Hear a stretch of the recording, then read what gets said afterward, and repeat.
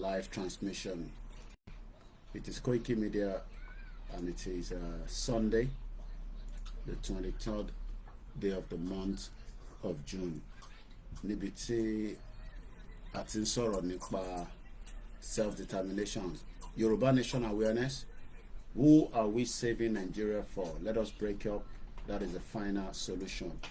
Mo kí gbogbo ọmọ Yorùbá káàkiri gbogbo àgbáyé ní orí ìkànnì tiwa níbí ní orí ìkànnì tó ń pè ní Koikimedia, bringing the world closer to your doorstep.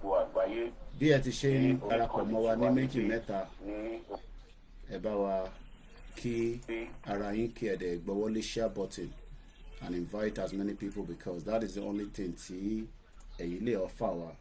As much as many of you cannot offer much apart from financial, but when you're on the program, what you can do for us is to put the hand on the share button and let us have some conversation.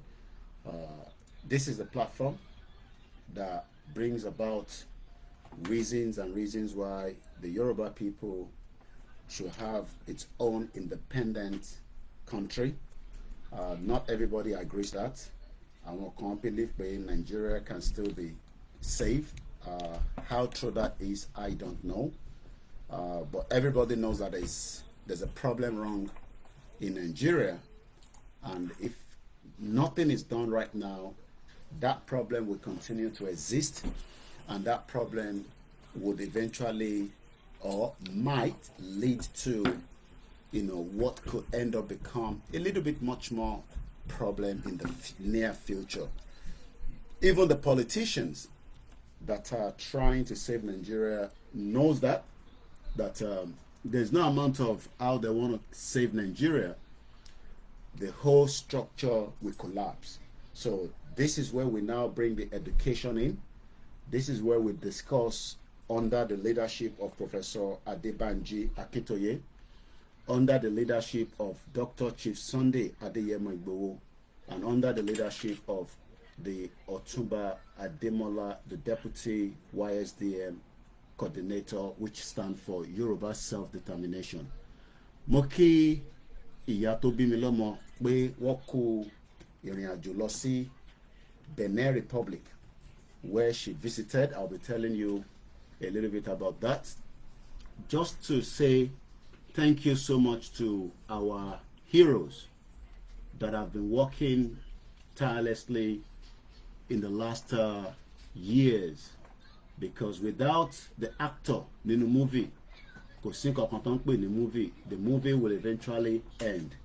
So every time see Momsi mi bá travel out láti lọ rí Olóyè Igboho àti Baba Kitoye, it gives people like us joy that Toba make that kind of journey, just like many people have done as well. It is in the interest of every one of us, especially on this platform, and also the interest of millions of you that are also not in this platform, because kò sí ìrìn àjò kékeré ẹni tó ń gbéra náà láti ilẹ̀ Yorùbá ní Nàìjíríà lọ sí Benin, tó ń lọ sí ọ̀dọ̀ Olóyè àti Bàbá Akíntóyè. Each time we see those kind of images, ṣe ni ó máa ń dàbí pé káwa náà wà ní on the ground, to be able to feel the excitement, to be able to feel the enjoyment as well. So if you are not aware, we're still putting all the platforms together. We have one more platform to go live. While we are doing all this, debating wọlé ẹgbẹ́ wọlé share button. Kò kúkú sẹ́ńtíyàn kankan ní wọ́n máa wá yín pé tẹ́ bá share sórí timeline yín, tẹ́ bá lọ share sáwọn inú group àwọn church yín, ṣé wọ́n máa bínú pé ẹ̀ ń sọ̀rọ̀ ìran wa ni?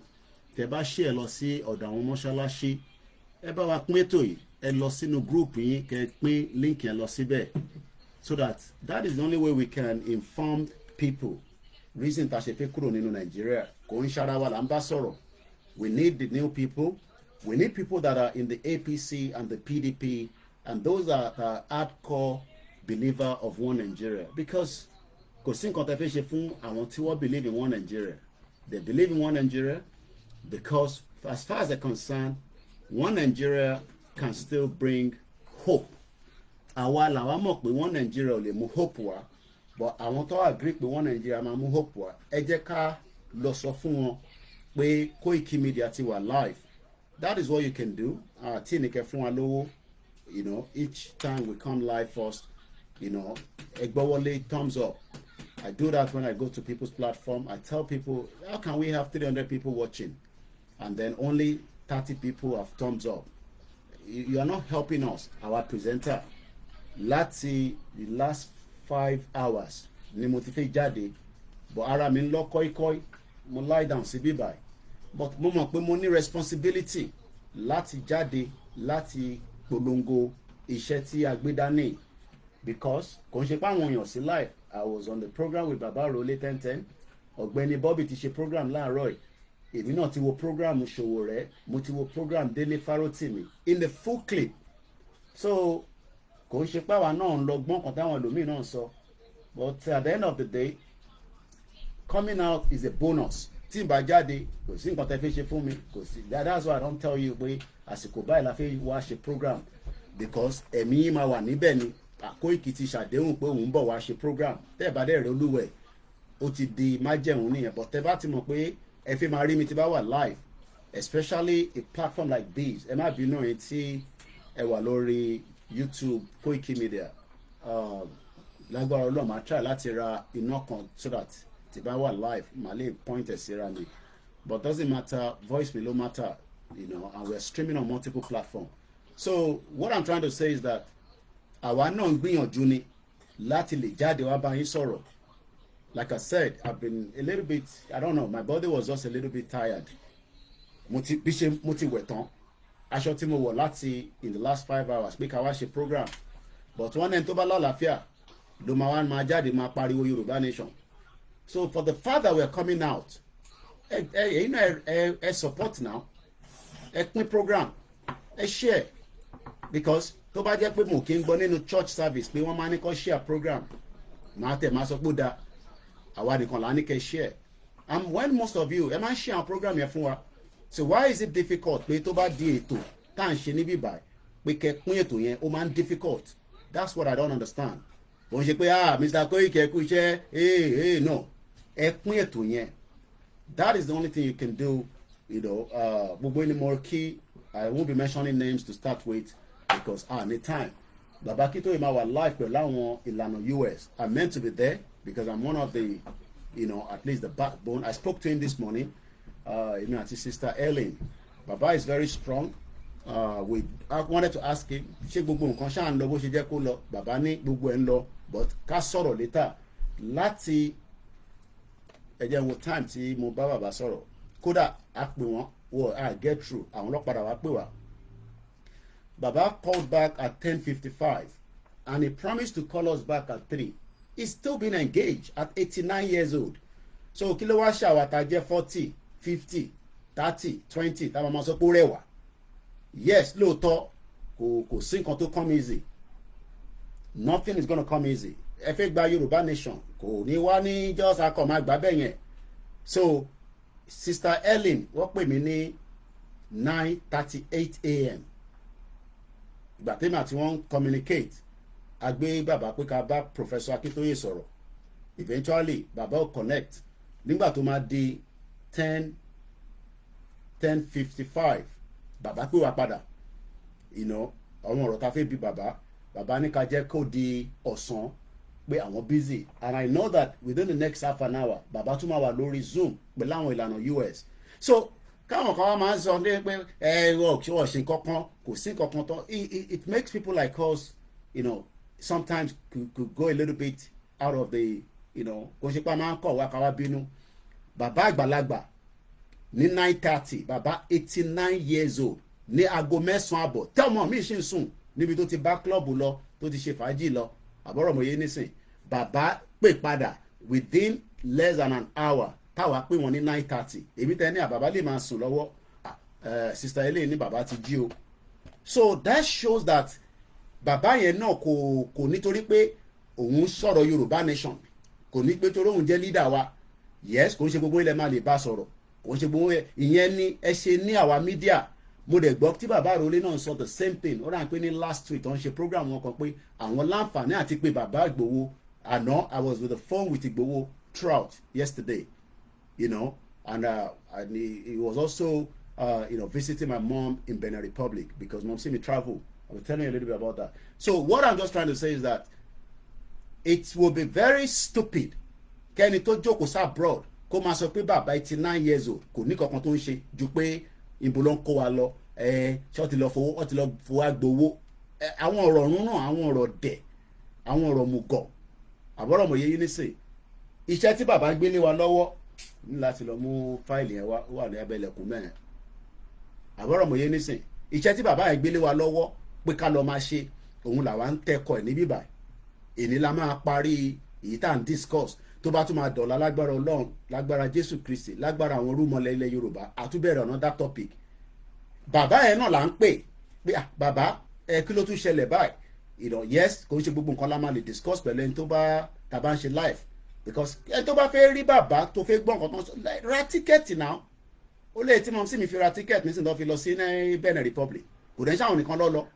àwọn bíi mẹ́ta lọ́jọ́ lọ so kíyàn kan wá jókòó níbi tí ẹ fẹ́ kúrò ní ibi comfort zone yín ẹ fẹ́ kúrò ní comfort zone yín so tẹ́ ẹ bá dẹ̀ ti fẹ́ kúrò ní comfort zone yín ẹ gbọ́dọ̀ gbà fún àwọn bàbá yẹn torí pé comfort zone abroad mo ń gbọ́ ọ̀gbẹ́ni Bobby láàárọ̀ yìí ẹ̀gbọ́n mi Peter Ọládélé mo ti rí miss call yín mo busy díẹ̀ ni but ibi tá a fi sọ̀rọ̀ sí yẹn náà wọ́n ti fún mi ní update so but mo mọ̀ pé ti pè mí lánàá mo kí yín so kíyàn kan wá máa sọ nísìnyí pé olóyè ò ṣe kankan kò ṣe kankan náà nìyẹn ìwọ náà lọ ṣe tó lóyè ń ṣe náà ọ̀rọ̀ dẹni náà kẹ́ máa sọ pé olóyè ò ṣe kankan kí lẹ́mí ìgbà pé olóyè ò ṣe kankan so ẹ jẹ́ ká play intro mi at least èmi náà gbọ́dọ̀ máa pọ́nra mi lẹ́ǹkankan mo kí brother mi Mike Ọlá mo fún wọn lówó àwọn lọ ṣe intro yìí fún wa pé ṣé mo like ẹ̀ mo ní ó lè da èlò ni wọ́n ní kí n má sanwó àwọn ṣe fún Koikimedia ni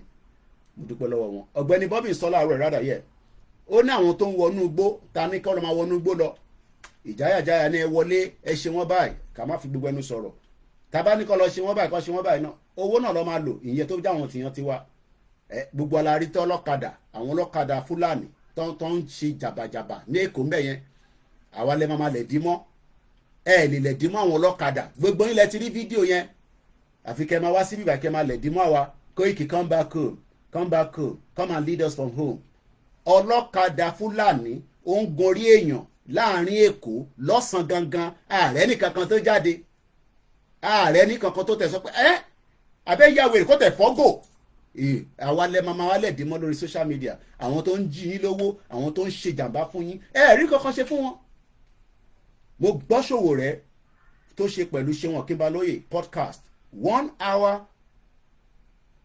kò pé 1 hour 20 minutes mo farabalẹ̀ mo gbọ́ gbogbo tó sọ ó sọ pé revolution ló máa break up Nàìjíríà tí a lè ó ní tunnel yẹn kẹ̀rí ó ti há iwájú rẹ̀ kò lọ ẹ̀yìn rẹ̀ kò lọ so ó kúkú bẹ́tà ká bọ́ǹbù tunnel òfò yẹn kí gbogbo olúkàlùkù lè dín kan ṣe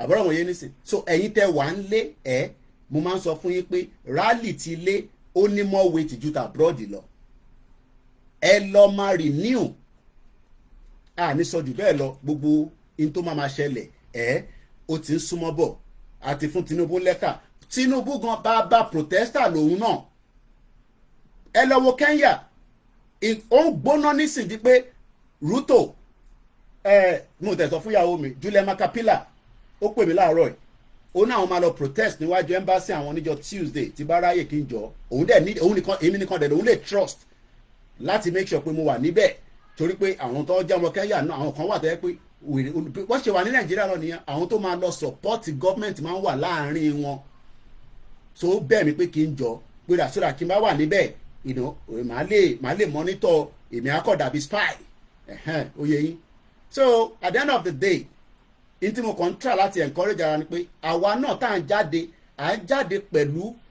one hope pé a máa lọ mo gbọ́ brother wa Délé Fárótìmí program tiẹ̀ gbogbo ẹ̀ kò tó 1 hour very powerful program topic tó lò was I think the madman or something like that so mo kàn try láti jẹ́ kí gbogbo wa understand pé nothing is gonna come easy. Ó fẹ́ gba Yorùbá nation kó kàn máa gbọ́ program no ó máa ṣe wàhálà àjọ máa ṣe wàhálà yẹn ni. Ó dìgbà tá a bá délẹ̀ lérí òun ni chat with Ọmọyẹlé Sowore mo ti wò tán 10,000 views ló ti wò so far. Mo tún wo Dele Farotimi listen to the madman 2 programs. So bó ṣe jẹ́ nìyẹn ẹ bá gbọ́wọ́lé share button. Ṣé Tinubu is a weaker element or not? Gbogbo ẹ̀ la máa mọ̀ tó bá yá. Àtẹni tó ní àti ẹ̀ tó bá yá gbogbo wa la máa mọ̀ whether Tinubu weak element ni or not. Yorùbá nation no going back. Kò sí ìrìn àjò yìí pé ó ń go back. Kò sí bàbá ńlá ẹni tó lè dá dúró. Ọmọdé ò lè dá dúró, àgbàlagbà ò lè dá dúró. It's a spiritual fight. They lè win spiritual battle. Bẹ́ẹ̀ni spiritual battle ni kò sẹ́ni tó lè win ẹ̀. Eléyìí ń sọ̀rọ̀ ìbọn à ń sọ fún wọn. Eléyìí ń sọ̀rọ̀ ẹ̀yìn ọ̀bọ̀n ẹ̀ ń kó tear gas síta. Kò lè ran tó wà nílẹ̀ ó ti kọjá stage yẹn. Nàìjíríà ní láti pín olúkálukú máa bá tiẹ̀ lọ. Àníyàn wa àti Nàìjíríà kò wọ́ọ̀kì mọ́. Mò ń bọ̀ ẹja gbélé mo máa fi ṣètò. Ẹ bá a pè mí náà pín lọ́wọ́lọ́wọ́. Ẹ ṣí àbọ̀dọ̀ ṣe ẹ gbọ́wọ́lé ṣe àbọ̀tì. Ẹ gbọ́wọ́lé ṣe àbọ̀tì. Koikimedia, Koikimedia, bringing the world closer to your doorstep. Koikimedia, Koikimedia, we bringing the world closer to your doorstep. Àwọn sábà wà láyé àwọn ọlọ́wọ́ sáré dé.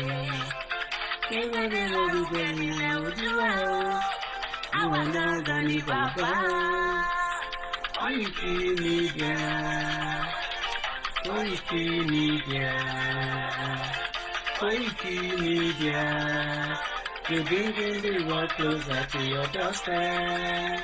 They never study, waiting we carry on. Oh, they move closer, we go there, go sabi.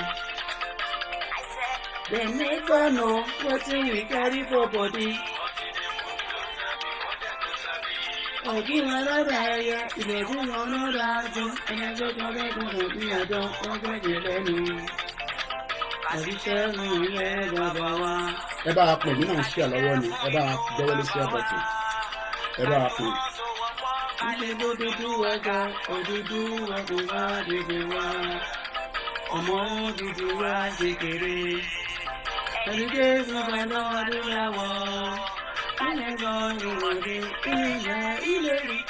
Ẹ gbọ́ wọlé share button mo kí gbogbo ọlẹ́ nǹkan sí Happy Sunday.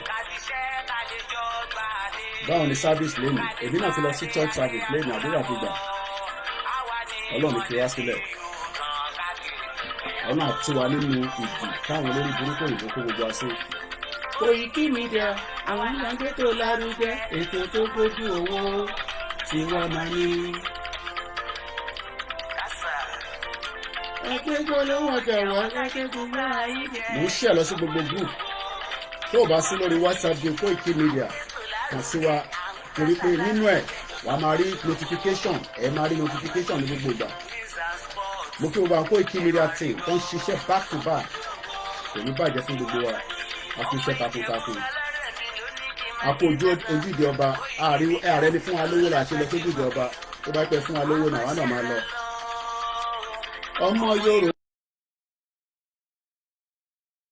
ń gbádùn rẹ bóyìnbó ṣe ń gbádùn sìgá. Bàbá fún wa lówó ní next year a lọ sójú ìjọba. Èyí lọmọ nílò máa dé. Èyí lọmọ nílò máa wọ̀. Àjèjì tó bá wọ bẹ̀ ẹ́ pẹ̀lú ẹ̀bọ̀ra. Ìbá parí program àpòrò náà. Bàbá kí ló èrè ní ṣiṣẹ́ fún ọ àti ìgbówó ṣà ṣiṣẹ́ fún nìkan fún ọ. Àwọn méjèèjì tó ẹ̀mplọ́yè mi nìyẹn. Máa lọ gbóhùn síta. Mo pe wa mídíà àgbà pátápátá láì yọ nìkan kan sílẹ̀. Ọ̀rọ̀ ọ̀rọ̀ àwọn ní bàbá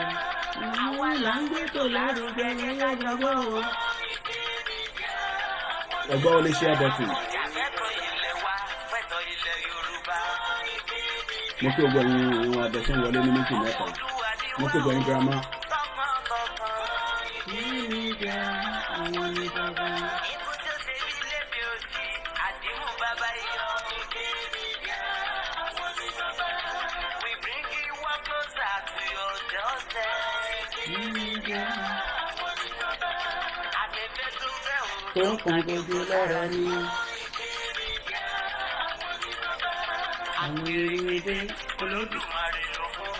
Kò tí sí Yorùbá country but ìrìn àjò Yorùbá country òun à ń ṣe lọ́wọ́lọ́wọ́. Mo kí ọpẹ́ ó tó jọ́ mẹ́ta. Mo kí ọgbà ìkẹ́tún darapọ̀ mọ́ wa. Ìyá ẹ̀ ó dá kìjọ. You need another lighting. Ẹ má bínú. Láti tẹ̀ gbé sínú ọjà rẹ̀. Mo kí ọgbà tí ẹ ti wà lórí program pátápátá. We are fully on a live transmission. Mo kí Happy Days. Aláwọ̀ bàbá mo kí ẹ. Mo kí bàbá Lẹ́kìtì. Àti iṣẹ́ takuntakun sà. Àníṣe lásán. To give us latest.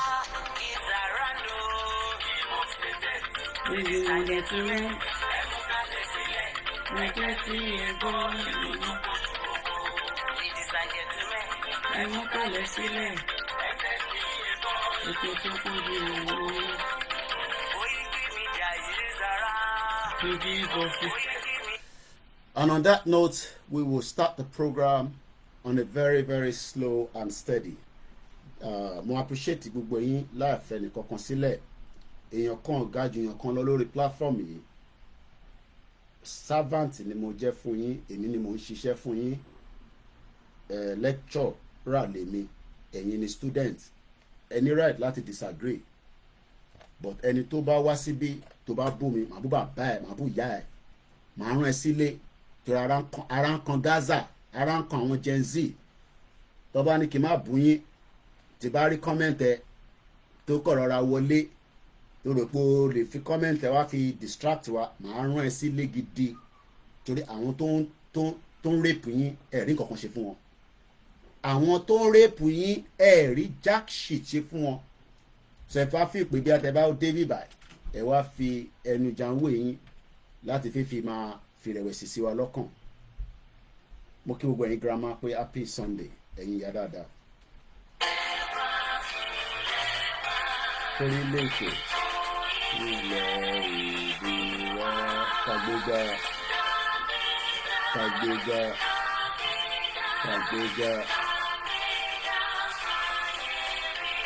ìgbàgbọ́ ni o.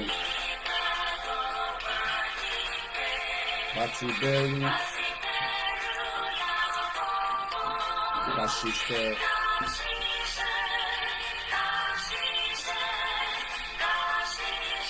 Kájọyọ̀ ìṣọ̀kan àtòmìnira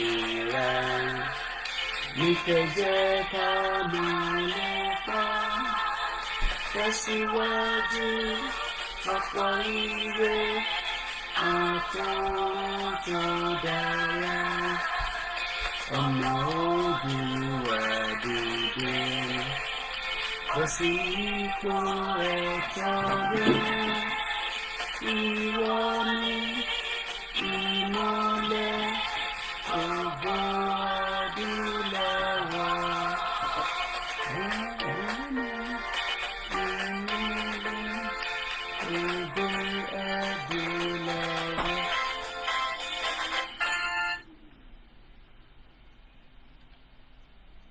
Because of fuel has gone up, food and other prices have followed it. Households and businesses struggling. Things seem anxious and uncertain. I understand the hardship you face. I wish there were other ways, but there's not.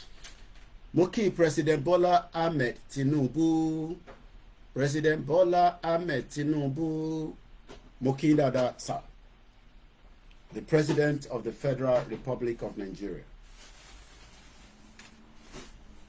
Some few years back, ẹ̀yin náà ń jàjà fún kankan, ẹ̀ ń jà fún democracy, ẹ̀ ń jà pé gbogbo ohun tí Abíọ́lá ò ráyè ṣe kẹ́yìn náà lè rí ṣe. Ohun Ọlọ́run ni o ló fún yín débi tẹ́dẹ́ yìí. Ohun ọba Elédùmarè, ohun Jésù Kristi tí kò bá wọn Ọlọ́run kò ní gbé yín débẹ̀. Àwa ń pray fún yín pé k'Ọlọ́run fún yín lálàáfíà, kó fún yín lẹ́mìí gígùn. But one thing that níjọ agree ni pé lórí ọ̀rọ̀ Yorùbá nation táwa ń sọ̀rọ̀ lé lórí, òun ni the final solution. Mo mọ̀ pé the international community, I love to show my mouth, tí bá ń sọ̀rọ̀ àgbáyé, they are there not for me and you. America is not working in our interest. So tó bá rò pé America is working in your interest, fàbúlò wà níbẹ̀, okay? Bí a torí pé o ti travel, by the time tó bá ti travel, wà realize pé America, UK, France, Germany, none of them love our own interest. Kò sí kankan nínú wọn. Interest tí wọn lọ máa kọ́kọ́ jà fún, kó tó jà fún interest tọ̀dọ̀ tiyín. Interest tí wọn lọ máa kọ́kọ́ fight fún. They are not fighting for your interest. Kí ló dé tí ọmọ America lè fi passport ẹ̀ káàkiri àgbáyé tí Nàìjíríà náà lè ṣe? Kò ń ṣe pé Nàìjíríà happy Sunday, ẹ má yẹ kí n dárúkọ torí mo ti wọnú ètò and the timing is very, very limited. If you're one of those that are hoping that our future will be secured, nítorí pé ìlú kan wà tó ń pè ní European countries, African countries, and they will fight for your interest, ọmọ tuntun ẹ̀dànù. Kí ni mo sọ? If you are still one of those having these kind of false information, okay George, mo mọ̀ tẹ́ mean, ẹni is it possible? Ẹ bá mi ṣe àlàyé lé lórí. Kí n lè explain ni, is it possible? Ṣé Yorùbá nation lẹ́ ń sọ pé is it possible? Or what actually are you talking about? Don't expect the international community to have your interest at heart. Ẹni tó ní interest wa at heart right now, Tinubu might have our interest, but he has a lot of pressure from the international community. I am just for argument's sake. But tó bá ní ẹni tó really ní the special interest of ìran Yorùbá presently right now, pé ó fẹ́ jẹ́ kí ìran ẹ̀ kó lè ní ìlọsíwájú. Ṣé mọ̀ pé mò ń wọ́wọ́ ní last time, àṣínú ilé ìdè àwọn owó yẹn wà. Ẹni tó bá wà lórí program pẹ̀lú mi, mo bẹ̀rẹ̀ sí wá owó yẹn bẹ́ẹ̀ ni tó ń wá igi ìṣáná, but mo realize pé inú folder ni máa ń kó sí. Happy Sunday. What God cannot do does not exist. I will be reading some of your comments. I am not a dictator on this platform. I want you to be free. I want you to be against what I say, but let us talk bí ẹni tó ní làákàyè. Ó ṣe kíkó kọ̀ wá sí rẹ̀. Shut up, Yorùbá nation náà ń ṣe fi scam ni ọmọ màbúbà bẹ́ẹ̀ o. Because ọ̀rọ̀ tó ti délẹ̀ nísìn, ó ti di pé kí gbogbo wa, àtẹni tó agree, àtẹni tó disagree, láti lè rí pé ṣé ọ̀nà àbáyọ ṣì wà. Then if anybody is hoping that ilé ayé ti wá tóbi ju pé Yorùbá country ò lè jáde nínú ẹ̀, ọmọ tuntun ẹ̀dànù, irọ́ ló wà níbẹ̀.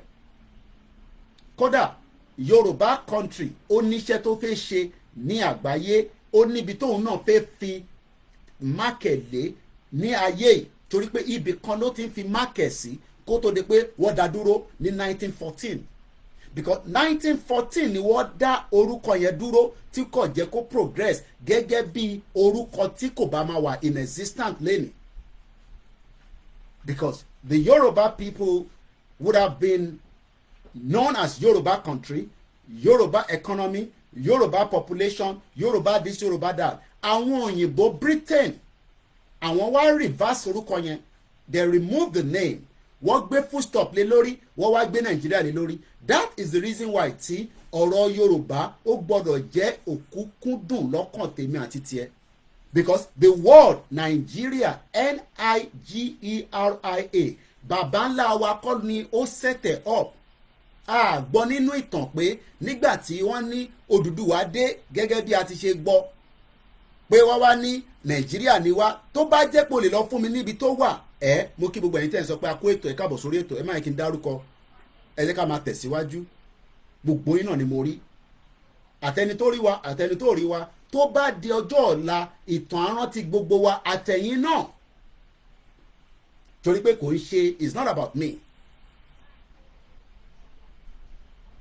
So for the fact that you are waiting or your expectation that àwọn kan wà lágbàáyé, their hope is to make sure pé kíran Yorùbá náà kó ní country tiẹ̀. Nobody wants you to be free. That is the number one fact. Two different people ni mo gbọ́ ní ọ̀sán yìí lọ́wọ́ àárọ̀ yìí. Mo gbọ́ Délé Fárótìmí, mo gbọ́ Ọmọyẹlé Sowore, and at the end of the day, the two all agree that Nigeria has not worked. Kò ń ṣe torí leadership problem. The foundation tó yìnbó dá sílẹ̀ ní 1914 òun ló dá gbogbo wàhálà àti fìtínà tó ń ṣe wá lénìí. Mo kí gbogbo ẹ̀yin alálùbáríkà tẹ́ ń wọlé ní méjì mẹ́ta. So kí wá ní ọ̀nà àbáyọ? Ṣé ká lọ máa ṣe politics, ká lọ darapọ̀ mọ́ olórí burúkú Àtíkù tó ti ń ṣe politics láti 1992 tó jalè títí débi pé Ọbásanjọ́ gan sọ pé Àtíkù àbíṣọ́ Ọbásanjọ́ ni ká mú lẹ́pọ̀n for 16 billion owó electricity àbówó kìíní kan energy tọ́nà fẹ́ ṣe tí a rí. So what is giving you the hope? Ìyẹn ni tí wàá ṣàlàyé fúnra wa.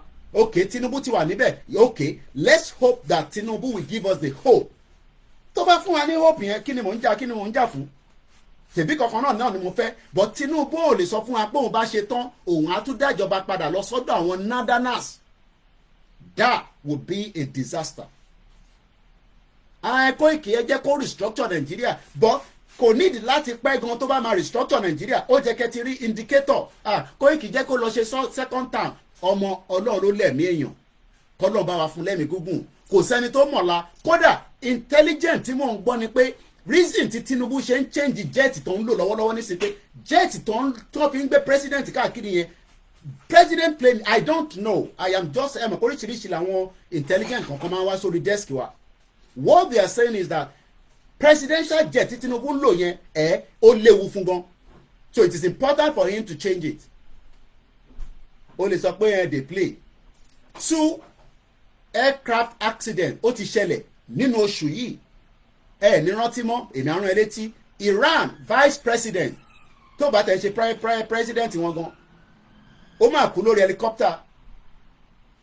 Ṣé Sierra Leone àbí kí ni ìlú African country vice president nìyẹn? Okay, ti Iran ni president wọn or whatever táwọn bá ń pè tiwọn lọ́hùn, president làwọn náà ń lò.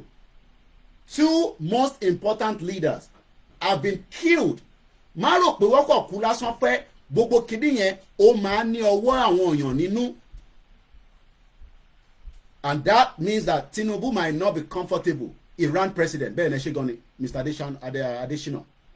Kí lorúkọ the other one ti president Africa yẹn àbí vice president tọ́ni military aircraft tó gbé òun àtìyàwó ẹ̀ àtàwọn bíi mẹ́jọ kan ọjọ́ lọ́run nípè ní Malawi vice president.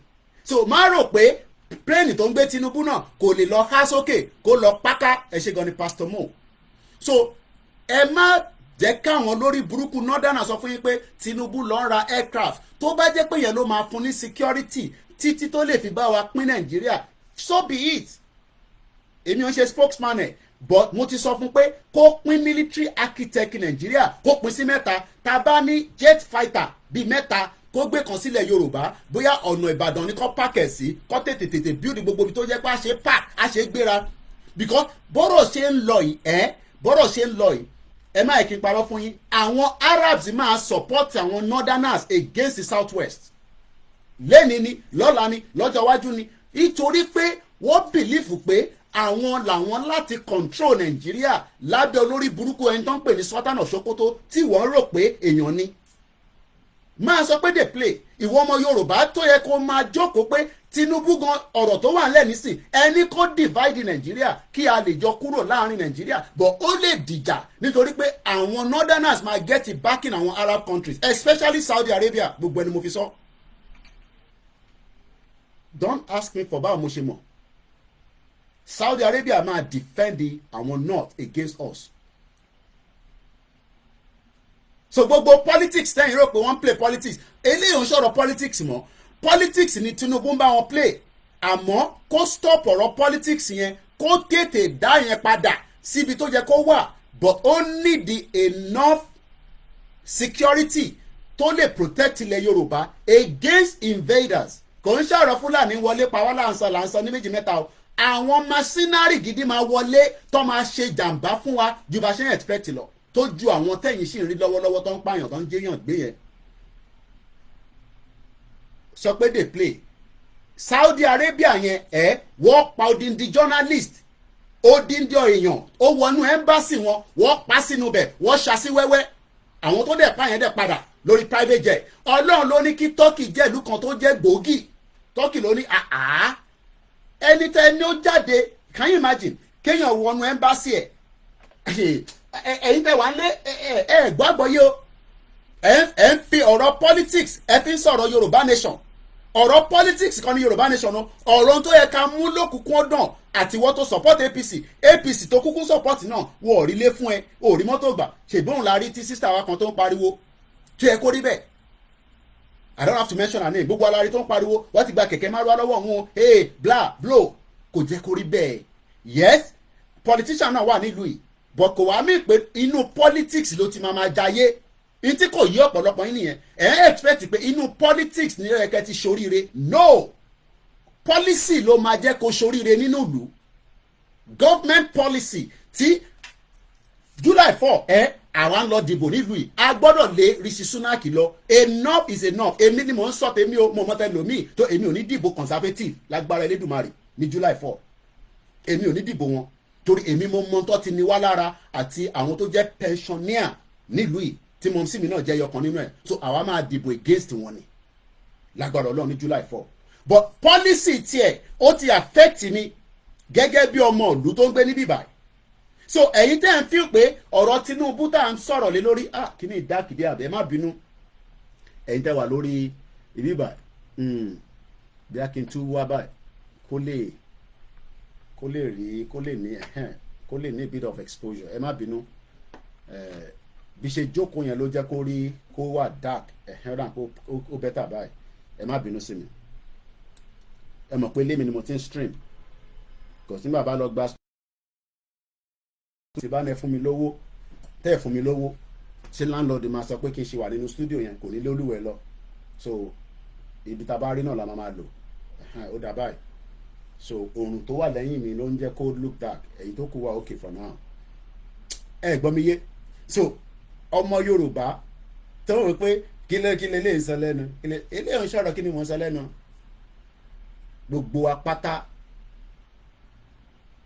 mo ní Saudi yẹn wọ́n pa odindi èèyàn nínú ẹ́mbásì wọn wọ́n ṣasí wẹ́wẹ́ torí pé wọ́n gbọ́dọ̀ gbé bọ́dì yẹn wọ́n vaporize bọ́dì yẹn wọ́n dissolve ẹ̀ nínú ẹ́mbásì wọn lélẹ̀ tí ń ṣẹlẹ̀ kò wá rò pé kí ni tó bá lè ṣe yẹn fọ́mọ ìlú wọn kí ló rò pé wọ́n lè ṣe fáwa.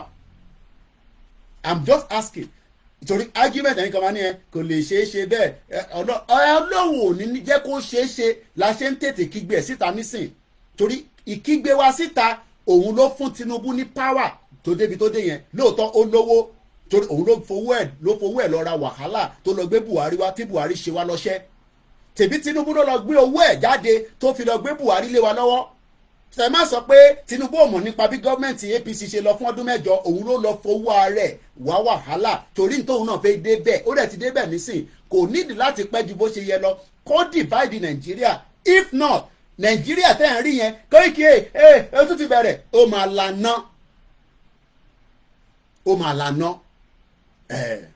tó bá wá lànà yẹn ṣòdá Amẹ́ríkà tí wọ́n rò pé kíní tí crisis ò bá bẹ̀rẹ̀ nobody is coming to help us. Whatever the crisis means to you is entirely up to you. tí crisis ò bá bẹ̀rẹ̀ nobody is coming to help anybody. Security Council ní discuss it. There's no amount of your communication to the United Nations that will make any impact. Ká máa send letters sí UN lójoojúmọ́ báyìí it's not going to make any impact. It has to be crisis, whatever that means to you. Just like Bishop Wòrẹ́ ṣe sọ pé it has to be revolution. Ṣé wọn kì í lọ bá lóye ó fẹ́ ẹ mọ̀ pàwọn journalist ẹ fẹ́ máa tọrọ bọ̀yàn lẹ́nu ó fẹ́ kó máa sọ kúlẹ̀kúlẹ̀ kí ni revolution yẹn máa mean. Ó wá sọ pé it's like a tunnel méjì wà nílùú yìí tó wà very popular. Ìkan wà à ń pè ní Blackwell tunnel abẹ́ omi ló wà, ìkan wà à ń pè ní Rothier tunnel. Tunnel méjèèjì yẹn tó bá dí ìgbà mi ò lè wà bẹ́ẹ̀ for 2-3 hours tó bá block, especially if accident bá ṣẹlẹ̀ nínú ẹ̀ torí pé ó máa difficult fún emergency láti wọlé láti lè rescue àwọn tó wà níbẹ̀ láti lè dissolve gbogbo problem yẹn. Right now tunnel tó ń guide Nigeria ó ti dí àfi tí crisis bá ṣẹlẹ̀. Èmi ò sọ̀rọ̀ revolution, Sowore ló sọ̀rọ̀ revolution. But to avoid crisis tó máa di bloodstream òun la ṣe ń kígbe létí Tinubu gbọ́n tí mò ń sọ torí pé ó láwọn èèyàn táwọn Tinubu Jagaban ní òun ní ṣọ́ọ̀ṣì ó kàn máa fi wọ́n sórí payroll ní ẹ̀yẹ máa lọ́gbọ́n tí Koiki ń sọ tẹ́ mọ̀ pé spokesman Ìgbòho lòun ó yẹ lọ́gbọ́n tí Yèyé Dára sọ they have the money àwa là nírò owó yẹn they have the money. So what we are saying is that gbogbo plan tó bá ní kó execute it quickly kó máa kó pẹ́. But ṣé àwa máa wá dúró for us to wait for Tinubu to execute his plan? No. Ọlọ́run dẹ̀ ṣe àṣì nínú ìjọba military. Ṣé rí ìjọba military ìjọba burúkú ni? Lọ sí ìlú kan tó ń pè ní Myanmar olórí burúkú gbá Ọlọ́run máa yẹ kí n ṣe mistake wọ plane tí plane bá náà ń gba náà ọbẹ̀ yẹn lọ tí n bá bá wọn jà lórí aircraft yẹn pé kọ́ divert ẹ̀ á fa wàhálà. Ìlú burúkú ní ìlú yẹn Myanmar is a military dictator ni wọn olórí burúkú ayé àtọ̀run ni wọn àwọn tún tọ́pù wọ́n lè bí wèrè ó wà lára ìlú àgbáyé tẹ́ pé má gbàdúrà pé kó gbọ́nà ọbẹ̀ kọjá tọ́ba náà ń bẹ ṣe visa má gba ọ̀nà Myanmar kọjá. It's a very terrible country. So right now we are not in the military era, democracy lawa, and it's a beauty that it is not a functioning one, but indicators of fún wa pé sí níjọba alágbádá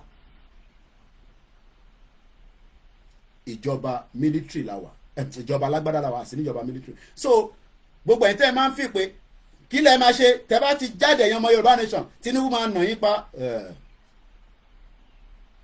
tara ẹ̀ náà là ń jà fún tara tiẹ̀ náà ni gbogbo àjọ ń jà lóòótọ́. Many of you are just doing your own little things. You don't need the government. Àwọn tó lówó bí yẹpẹ̀ tọ́dẹ̀ ṣe fraud tọ́dẹ̀ ó wà ní Nigeria. But we are talking about 30 million Yoruba people tí wọ́n struggle láti make ends meet. Whatever your ends meet. Like I said, ó yẹ kí n ti jáde látàárọ̀ bọ̀ ara mi kàn lọ kọ́íkọ́í mo kàn lie down síbẹ̀ yẹn. Nígbà tí máa dìde mo rí pé mo rí indicator pé àwọn ọmọ yẹn ti jẹun àwọn ọmọ Oòduà mo kọ̀ ra bọ́ wọn ní bíbà àti sweet and sour sauce. Nígbà tí kan tó wá sọ̀kalẹ̀ tó ní dad I want to eat plantain mo á bí pé have you not eaten? Ó ní yes. That means pé ebi tún pa. So that means pé tó bá wà nílé náà tó bá lọ́mọ tọ́mọ ẹ bá ṣẹ̀ jẹun tán tó dúbí 2 hours tó tún náà fi jẹun ọmọ á máa fọmọ ẹ nígbà tí oúnjẹ bíi ti bá wò ṣé bó ṣe jẹ bàtán nísìnyí jẹ́ kó dalẹ́ ká tún jẹ míì. That is the danger we are facing today in Yoruba land. Now ṣó wá da kémi káwọn ọmọ tèmi lè kí tó wá bẹ̀rẹ̀ program mo wá lọ dín dòdò fún wọn mo dín dòdò yẹn wọ́n ṣe jẹ́ tán nísìnyí wọ́n tún ti bá tí wọ́n lọ sókè bùkọ́ wọ́n mọ̀ pé mò ń ṣe program wọ́n dẹ̀ mọ̀ pé àfi tí bá fẹ́ kọ́kọ́ jókòó kò ń ṣe pé tó bá wà níbí báyìí náà ariwo wọn á kọ́ ó dá nínú program àfi tó bá yẹ pé wọ̀ láìkọ̀ ọmọdé ẹlẹ́mìí ti sọ fún wa àwọn ọmọ tó ń pariwo ní background wà lọ sí platform míì ni platform oríṣiríṣi ló wà lágbàáyé. So bẹ́ẹ̀ni the situation ni Ọlọ́run má jẹ́ kí olú ẹgbàá bẹ̀rẹ̀ kọjá is a terrible country but the world is looking away. Bíbà ṣé mọ̀ pé ṣe rí pa àgbáyé tá à ń gbé is a hypocrite. Ṣé mo right? Ṣé hypocrisy nàbí hypocrite? Gbogbo tó ń lọ ní mímà látara pé wọ́n ṣe rí kankan jẹ níbẹ̀. Britain, America, gbogbo àwọn ìlú yẹn lọ ní access sí wọn. Worse, ó dàbí ìgbà tí Ṣòwòrẹ́ ń sọ̀rọ̀ lọ́sàn-án lórí Ṣéun Ọ̀kínbá lórí podcast during the time tí wọ́n ń jà fún ìjà pé Abiola hey that àwọn kan tó ń bá àwọn àgbáyé ṣe lẹ́yìn tó wà against ní táwọn ṣe. So don't expect anything. Yeah, the world is full of hypocrisy. We are not pushing this movement towards a violence. But at the back of our mind, we are already being tortured by people that thought violence were. Brother mi kan ṣiṣẹ́ ní Apapa port. Ó ti padà sí ìlú nísìn. Ó ní Mr. Koiki, oníṣẹ́ kan lòun ṣìṣe nínú Apapa yẹn nínú ọdún yìí. A dẹ̀ ti wà ní June and lọ sí July. Kí ló máa ń ṣe? Wọ́n máa ń gbé ẹja wá láti Dublin. Mo sọ fún yín pé ẹja tẹ̀ ń jẹ Titus gbogbo àwọn ẹja tẹ̀ ń jẹ yẹn Dublin lọ ti ń package ẹ̀. Tó bá ti package ẹ̀ container tó ń gbé bọ̀ àwọn refrigerator container ni. Ó máa freeze tó máa fi dẹ́kù. Tó bá dẹ́kù lọ́ máa wá dispose ẹ̀ àwọn tó máa rà á lẹ́ fi máa rí ní ọjà ní Mushin lóṣòdì.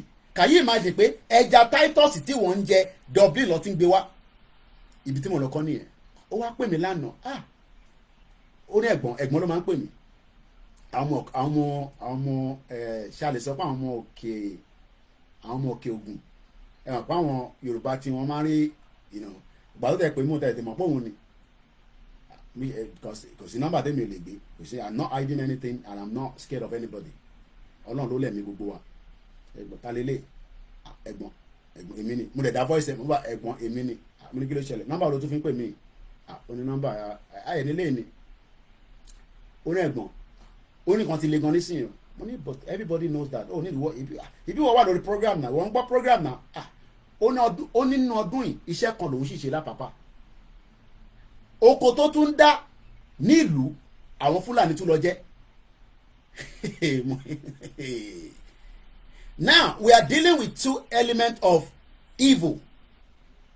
Okay, Koiki má sọ̀rọ̀ nípa oko but economic wise every one of us including me and you we have been destroyed. I am not talking about ẹ̀yin tẹ́ ẹ̀ ṣe ń rówó yahoo ṣe. I am not here to encourage crime. Àwọn kan lè máa ní àwọn ìbò náà ń ṣe jàǹbá fún wa àwa mọ̀ yẹn but ìyẹn la ṣe sọ pé ẹ̀yin ẹ jẹ́ ká fi gbogbo ṣẹ́rí gbogbo brain tẹ níyẹn gbogbo brain tẹ fi ń ṣe yahoo yẹn ẹ jẹ́ kí gbogbo àjọ darapọ̀ kájọ fi push fún ìjọba Tinubu pé kó fún wa lẹ́tọ̀ọ́ wa pé kí Yorùbá máa lọ wàá wá rí i pé o ò nídìí owó yahoo wàá rí i pé a máa dá Silicon Valley sílẹ̀ lẹ́kìtì tó bá mọ tó ń pè ní Silicon Valley béèrè lọ́wọ́ àwọn ọ̀rẹ́ ẹ̀ a máa dá our own Google sí Ondo a máa dá our own Microsoft sí Iléṣà a máa wá ní fibre optic a máa ní internet access tiwa then olówó máa jáde nílẹ̀ Yorùbá tó bá kọ̀ rírú Davido ó ń bọ̀ wá ṣeré ní London èmi náà máa débẹ̀ wàláì púpọ̀ nù wa àwọn program táwọn boys yẹn ṣe which I am happy with them they are doing very well but don't expect them to talk about Yorùbá nation. Ó jẹ́ kẹ́yìn náà lè sọ pé Wizkid ó ń bọ̀ ní Tottenham ó ń bọ̀ wá ṣeré a máa pa báwọn bàbá tí wàá ṣe ń ṣe lọ́jọ́ náà nìyẹn táwọn òbí bá fẹ́ lọ kọrin wọ́n máa ń wọkọ̀ tẹ̀lé wọn ni. Tí Ebenezer tí Kingston ní Adé bá fẹ́ ṣeré ní Europe àwọn bàbá tí wàá máa ra ticket wọ́n máa tẹ̀lé wọn lọ pẹ̀lú owó tiwọn ọmọ kò máa rí bẹ́ẹ̀ mọ́ nísìnyí. It is because the Yoruba economy has been destroyed and it is not an intention it is a deliberate act pé kí a má lè rí ọwọ́ fi lọ sẹ́nu.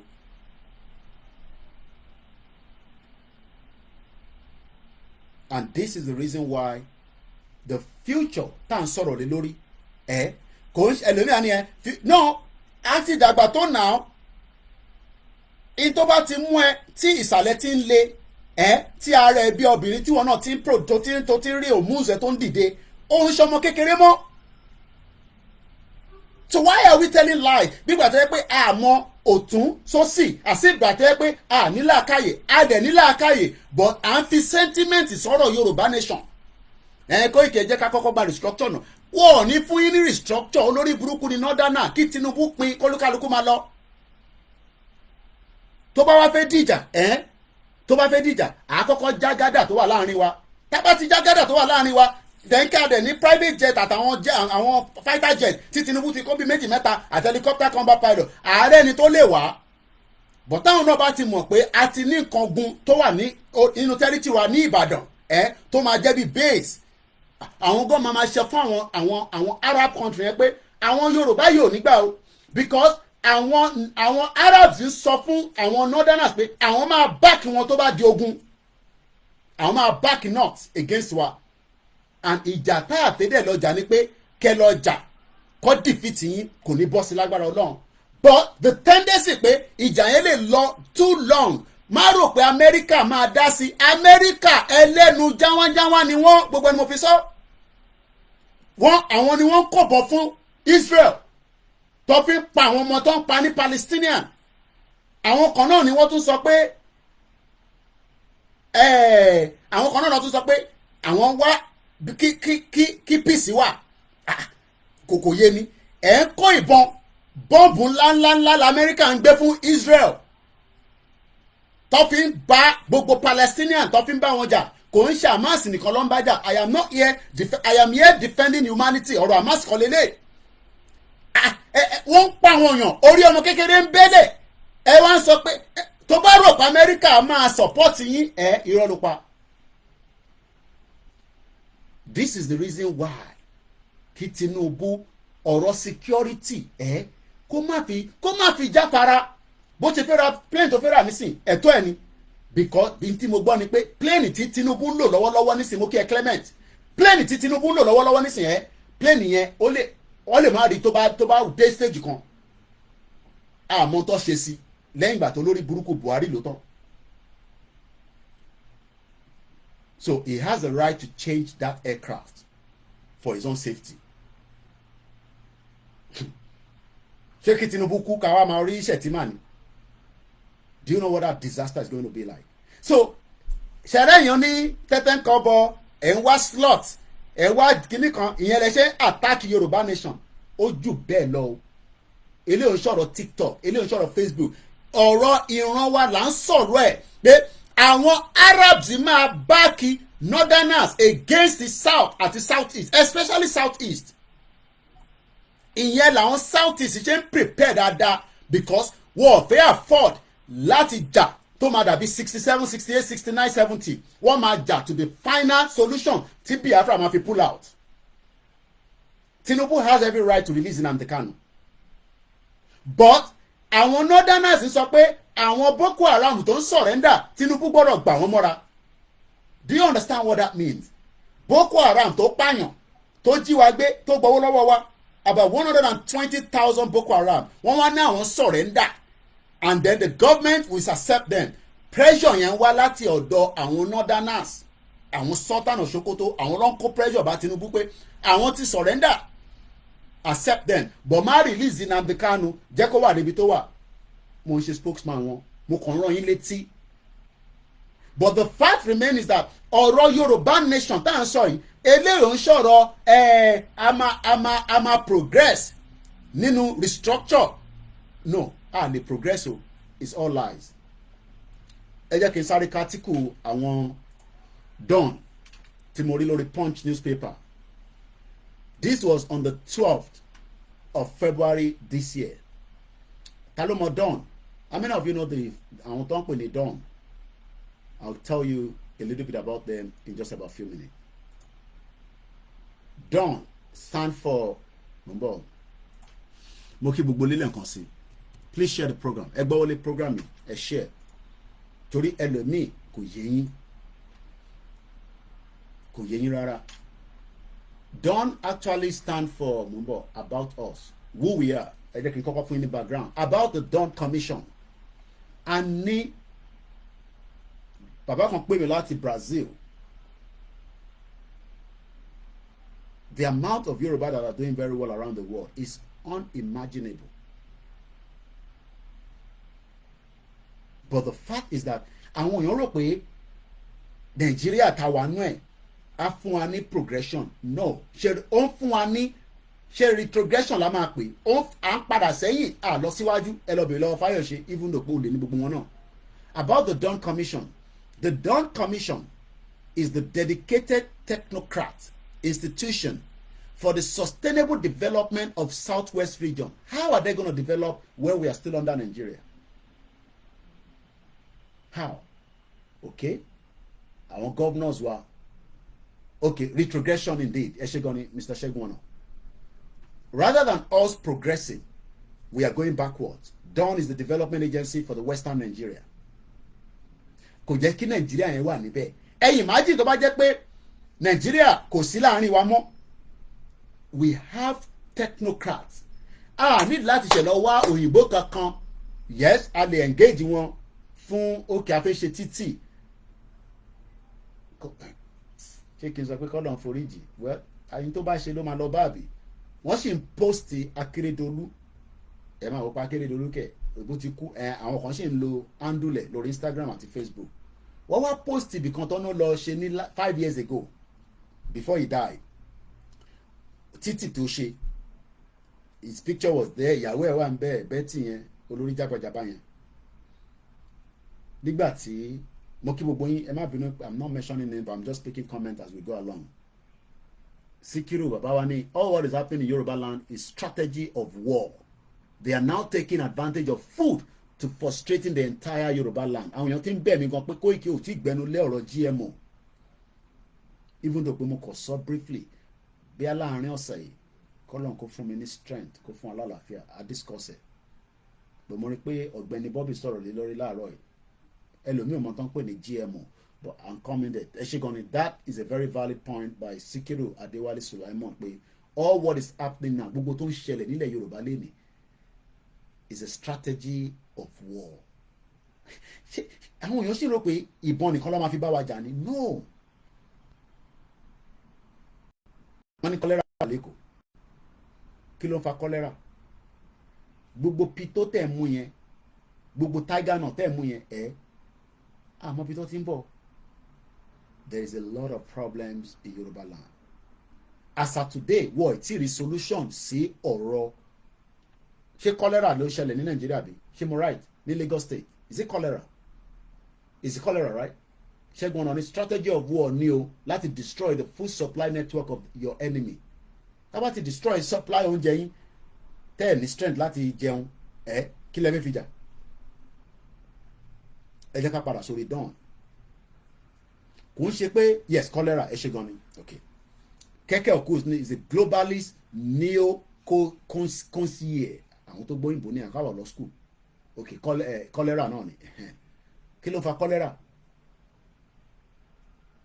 ṣé yẹ kí cholera wà ní Èkó pẹ̀lú gbogbo owó tí Èkó ń pa wọlé but owó yẹn wọ́n jẹ́ kọ́ rí lò bó ṣe ń dé ló ń lọ sí federal wá ṣe wá yọ díẹ̀ fún Lagos State à ń bọ̀ níbẹ̀ à ń sọ̀rọ̀ nípa Dawn Commission mo kí gbogbo àwọn tó wà nínú Dawn lóòótọ́ most of the people want a country of our own but ká ṣe máa sọ pé development agency for Western Nigeria kò lè develop and nothing is going to come out of Dawn.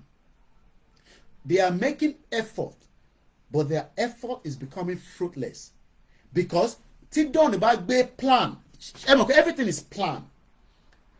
Tó gbé plan síta pé Ọ̀yọ́ state governor I think we should connect Òkè-Ògùn with a rail line into a hub of industries. Lọ́dọ̀ tiwa níbí báyìí àwọn ibì kan wà I'm sure it's the same thing in Canada and and the US.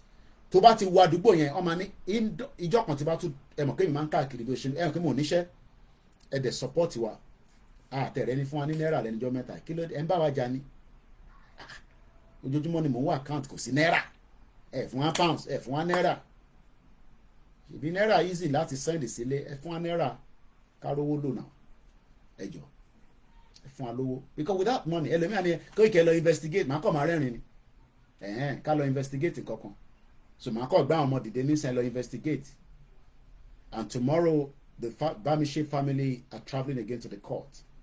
No justice here for that young girl. Bamise Anyanwola. As I speak to you right now, there is still no justice.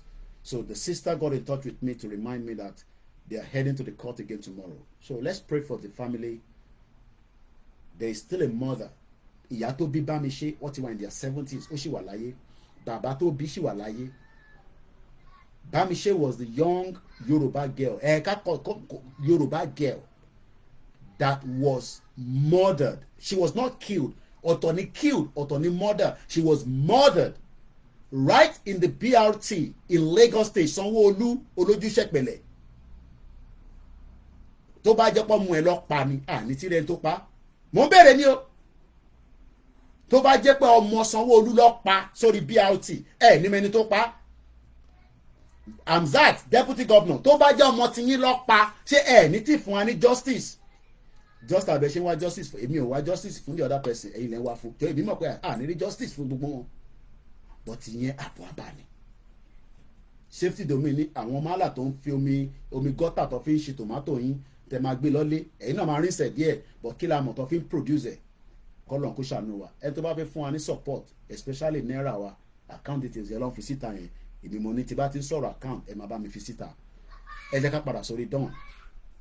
The Dawn Commission is a very beautiful platform but the fact remains that they will not be able to do much because abẹ́ Nigeria ni a ṣì operate even though they are meant to be independent within the southwest.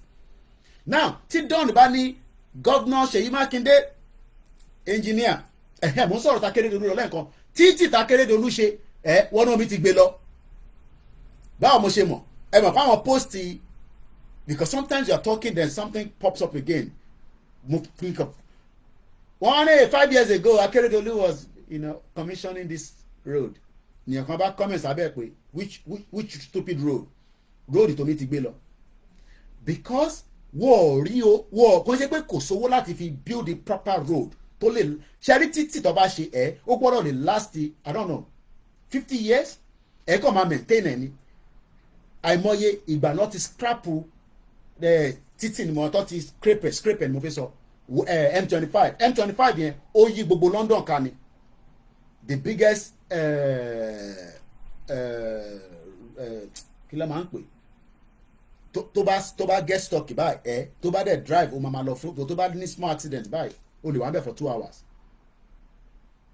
báwo lẹ ṣe máa ṣe títì tó yẹ pé within 2 years omi ti ń gbé lọ. Number 1 corruption wà involved. Number 2 wọ́n lo àwọn indigenous people láti lórí àwọn Dawn Commission yìí tí wọ́n ní àwọn tó ń pè ní technocrat láàrin wọn àwọn engineers àwọn tó kàwé dáadáa àwọn tó lè ṣe research pé títí ta fẹ́ ṣe yìí ṣé a máa gbé afsat yẹn sọ́fẹ̀ gbogbo àwọn tó máa ń lò yẹn ṣé a lè gbé train kọjá lẹ́gbẹ̀ẹ́ ṣé a lè jẹ́ kó wọnú bí industrial hub tí wọ́n bá drive lọ lórí M1 ìyá máa rí àwọn Amazon massive logistics center ẹ máa rí parcel force ẹ máa rí this Lidl Tesco gbogbo ibi tó ti máa ń load àwọn oúnjẹ yẹn jáde. There is a future for every one of us, the future that is bright, that we can also then help the next country. But should we remain in Nigeria, we would all suffer the consequences. Mo rí actress kan tó ń sunkún wọ́n ti gbọ́mọ mi lọ minor ni o so nísìnyí ẹ̀yin ṣe ń rí i pé tẹ bá ṣe nǹkan èyí ṣe wá pariwo ariwo táwa ń pa ǹjẹ́ ìbá wa dá sí is entirely up to them. Now, according to the Dawn website,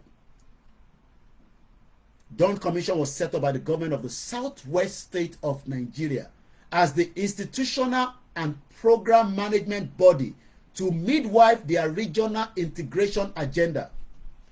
Ṣé agenda tí Dawn fẹ́ ṣe, is it the same agenda from the north?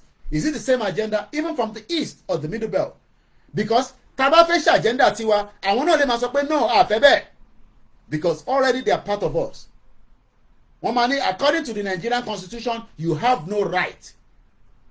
And Sherry or right, kò ṣe right,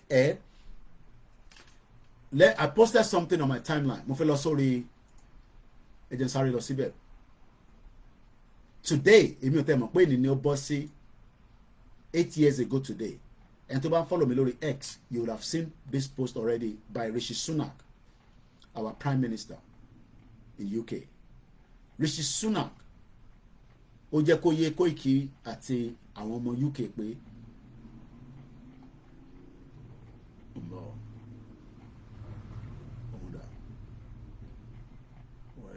where is it? Rishi Sunak. Okay. Ọ̀rẹ́jẹ̀ ń lọ wá lórí page gangan. I don't know kí ló dé tí kò gbé fún mi ní bíbá. Rishi Sunak. Rishi Sunak posted something some few hours this morning. 8 years ago today, I proudly voted for BRICS exit. While we deliver on the will of the people, Keir Starmer, Indian Labour leader, try to reverse the vote. That is the difference between us. So in those songs, 8 years ago today, the British people were given the opportunity to decide whether they want to remain inside the European Union or they want to exit.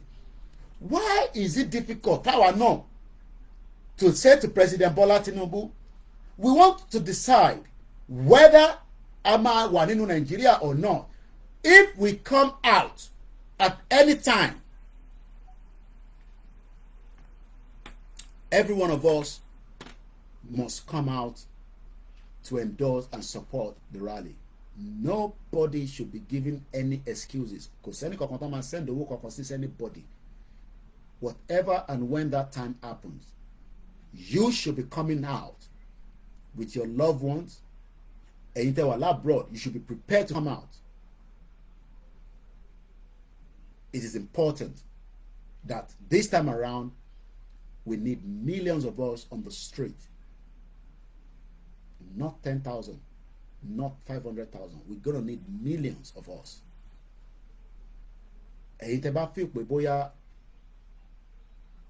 faith intellect was like APC machine kankan fún yín, just come and join the Yoruba Nation movement when that time comes. You might be saying, but Koiki, ṣé rally ní ọ̀dọ́ ṣá máa gbé wa débẹ̀? Let us just come out. Because we are a non-violent people. And we are not doing a violent movement. But we need the numbers. We need the numbers.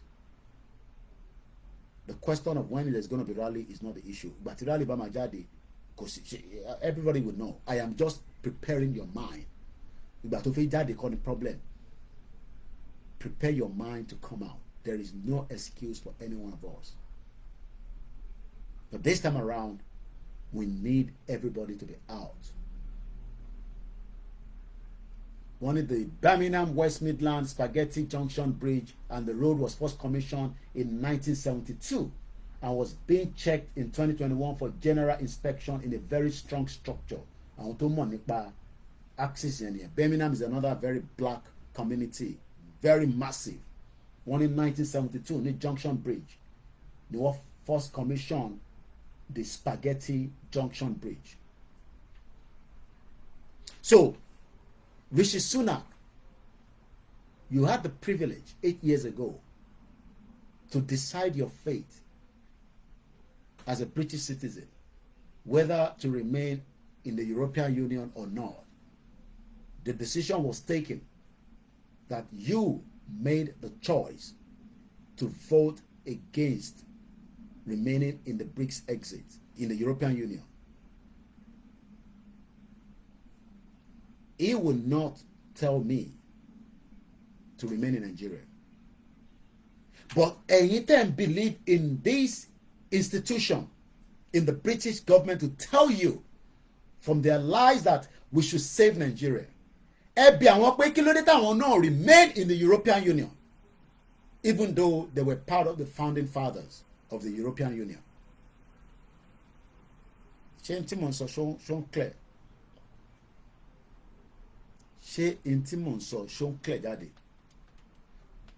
They were part of the people that founded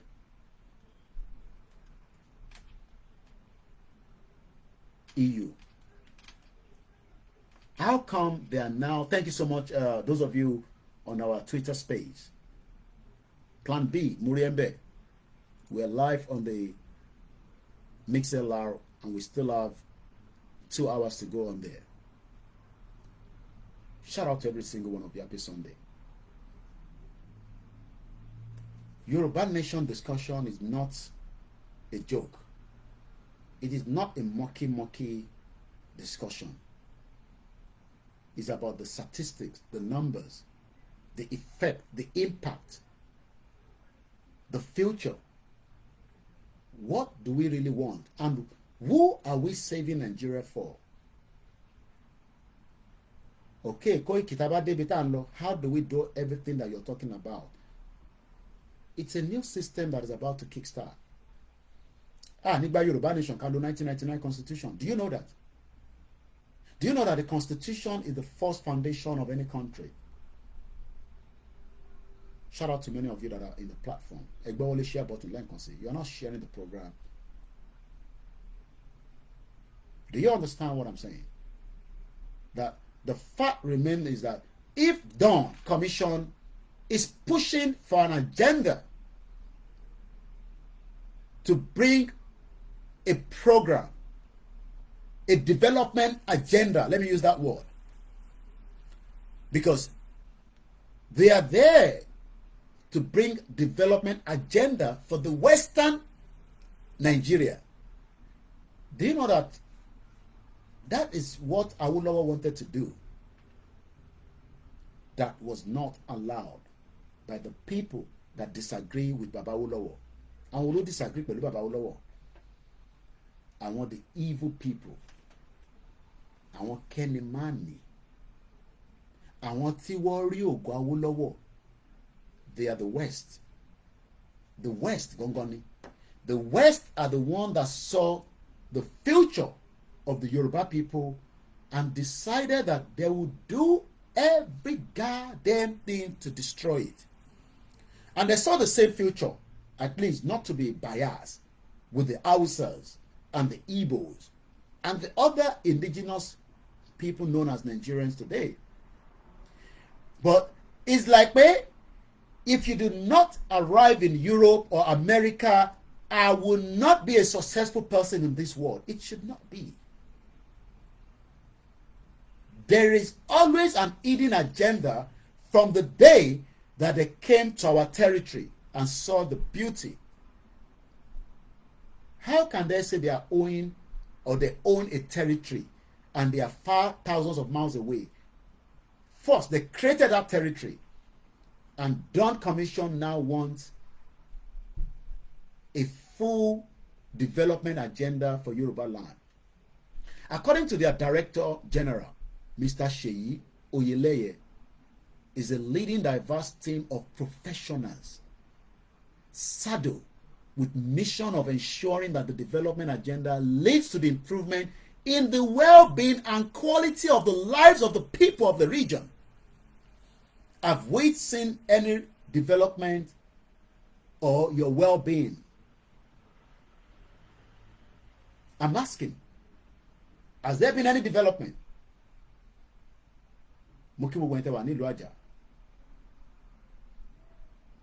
I'm asking the question, have there been any development? Because the job of these is to support the governors in the Yoruba land, in the southwest.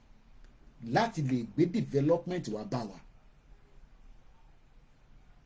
But it seems that the development is taking too long, which doesn't have to. Because those that are even meant to give hand to the Dawn Commission are also thinking of Japa, just like I have done some 25 years ago. Omako 25 years, in Nigeria. Just like some have done in the 32 years, 40 years.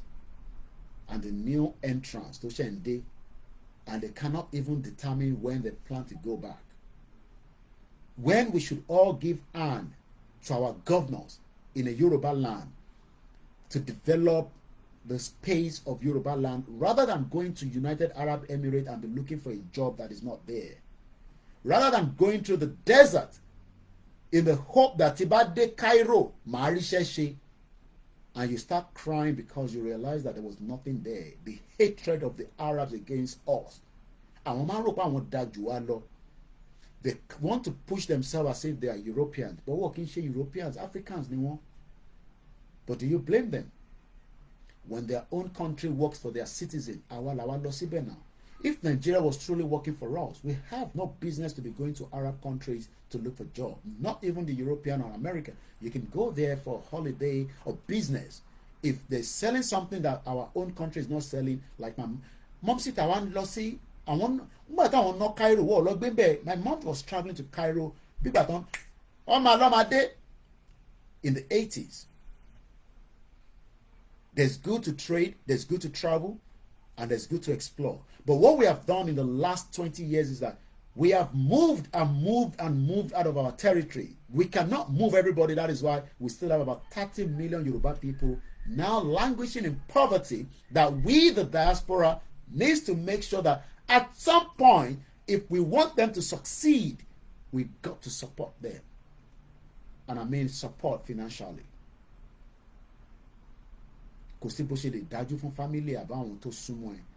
You would want to support it, but the problem is send that rent effective for the next month. If you're one of those that are getting paid on a monthly basis, you have sent your whole salary or half of your salary to Nigeria for your house rent, you will not be able to catch up quickly because none of us have savings in this country. As we get it, is how we spend it. So sometimes if I request me for a low, I might wonder, oh, the next week, someone for me, oh, that's in go to fake ballo. But I don't tower Borishirishi can one in Louis. I want you to rule bed, call your paper for you. But Nino, the little Tawani, and sending these very strong currency, don't pay me, pound sterling, that's $1. And the dollar, how soon it will go down, I don't know. But dollarization is already going on as we speak right now. So when we send you this £50, it tends to give you a bulk money. It's because your economy is not strong to defend itself against these pounds or against this dollar, which is what is used as international currency. Does Nigeria have what it takes to crush this dollar? Yes. Do you understand that Saudi Arabia currency is very strong? Saudi don't back a dollar. The petrodollar. Saudi don't back America. And will not guarantee America pé dollar la mama no. Saudi don't back you. So when some of you don't understand how the world is operating, and don't commission wants to pay and want my development agenda wafunwa, how are you going to get that development, especially in a northern country called Nigeria, that the north, probably not all the northerners, but the majority of those that are ruling us right now do not want such. And we are hoping that Tinubu would be able to stop it. But should we sit back and say, oh, Tinubu Mafun Yoruba nation, and we do nothing? It is now a countdown to the end of the month, in the 23rd day of the month of June. Tinubu has few more days to at least appreciate a leader of the movement and reply. If he does not, we will roll out and we'll be out on the street on a full rally, which is our fundamental human right. That is the only thing that we can use to engage the government moving forward. What would happen when we roll out is what I don't know in terms of the response of the government. But let me remind everybody that Tinubu was the father of protester. He was even pumping his money to make sure that Medeco were punching money into Nigeria during that era for protests across the southwest. If nobody knows before, Shehu Sani confirmed it. Tinubu was on the sea. He did not deny it. So Baba Tinubu, we are going to roll out should you not. And even if you come out and say, you have seen it. No, we don't want to wait just you have seen it. We want the negotiation to start. I won't need láti dúró fẹ́yìn Tony in the next 3 years. We need the negotiation of the Yoruba people to pull out of Nigeria as swiftly as possible. Is it going to come easy? Should we be expecting anything? Ọmọ tuntun tó fẹ́ bí, you will prepare for a lot of things. Wàrà towel. Torí pé towel yẹn ó lè jẹ́ pé yẹn ló máa gba omi. Wàrà oògùn. Because kò sí bó ṣe fẹ́ bímọ tuntun, the wife needs to be given some kind of medication to stabilize her body, depending on tó bá jẹ́ pé ó bímọ yẹn ní by force. Wọ́n pa abẹ́rẹ́ kan ní àwọn tó bá jẹ́ nurse tó wà lórí program. Ẹ máa wọ́n dà pé Koiki báwo ló ṣe mọ gbogbo kìíní. Wọ́n pa abẹ́rẹ́ kan ní epidural. Ẹ sọ fún Tinubu pé kó má jẹ́ ká lo epidural. There's an injection called epidural. I am begging President Tinubu not to push that epidural will be used to deliver the baby. Which is why the world is a little bit concerned about the breakup of Nigeria. Àṣírí tó wà níbẹ̀ nìyẹn pé the world is concerned that there will be so many warlords lọ́jọ́ iwájú. Wọ́n pè injection kan ní epidural. Àwọn obìnrin máa mọ tí mò ń sọ. You are always given that injection if the baby is not coming out. It's the last resort. But what most consultant never tells you that the pain will be there for a very long time. If this country dissolved within that kind of pain, it will be a disaster and a massive one. Tó bá mọ nurse lọ bèrè lọ́wọ́ pé Koiki sọ òyìnbó kan lórí program ẹ̀. We call this section epidural ló ń pè. I just started now. How did you start it? It's just 1 hour. I'll soon be done. 1 hour until you finish. Maybe. 1 hour is going to be a long day. It's not going to be. Jeez. Right. And you're going to finish it on like Monday. No. You okay? Yeah. I love you. You want to sing for me? You don't want to sing. Oh, that's okay. Don't disturb me there. Okay? So, let's move swiftly.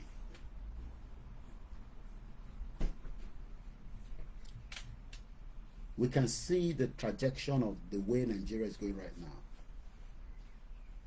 But everybody is just living in denial. Moriya yẹn tó ń pariwo lánàá, ó ti gba kẹ̀kẹ́ wọn. Go and call your brother for me. Ó ti gba kẹ̀kẹ́ wọn, ó ti ṣe kíní kan kíní. But ojoojúmọ́ ló ń gba kẹ̀kẹ́ àwọn èèyàn. Okay, Mr. Michael said my wife had 2 babies through epidural injection. Àwọn ló lè mọ̀ tí ìyàwó wọn go through nísìn.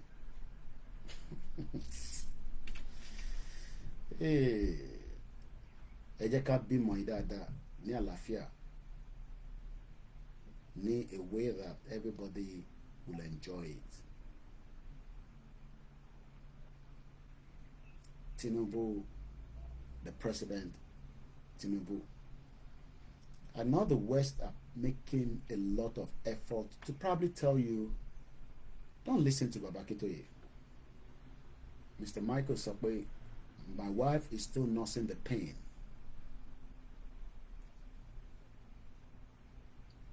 We don't need an epidural injection before the birth of a baby is born.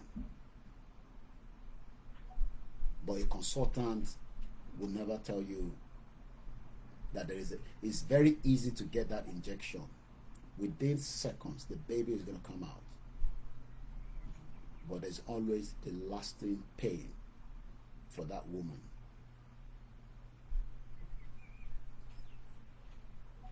And that pain doesn't go away.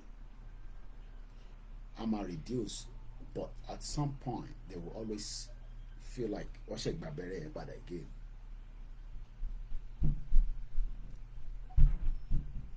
Some of you don't understand. You think those politicians care. They don't care. They already have a lot of plan A to Z should things go the other way around. They would travel, they will run away, and they would leave us to all be killing each other, which we don't want. So that is the reason why you, me, must make as much effort to put pressure on President Tinubu and our politicians in the Southwest that we are failed, but we want to go out of Nigeria.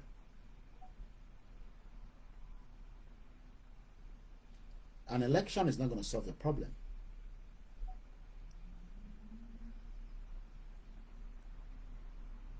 The election is not going to solve the problem. If you're one of those that believe that every 4 years we should go into a kind of an election and elect our representatives and allow them to run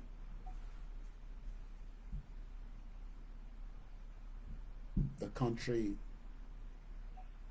it will not give us anything more than more problem in the future. And the future we're talking about is just right on the corner.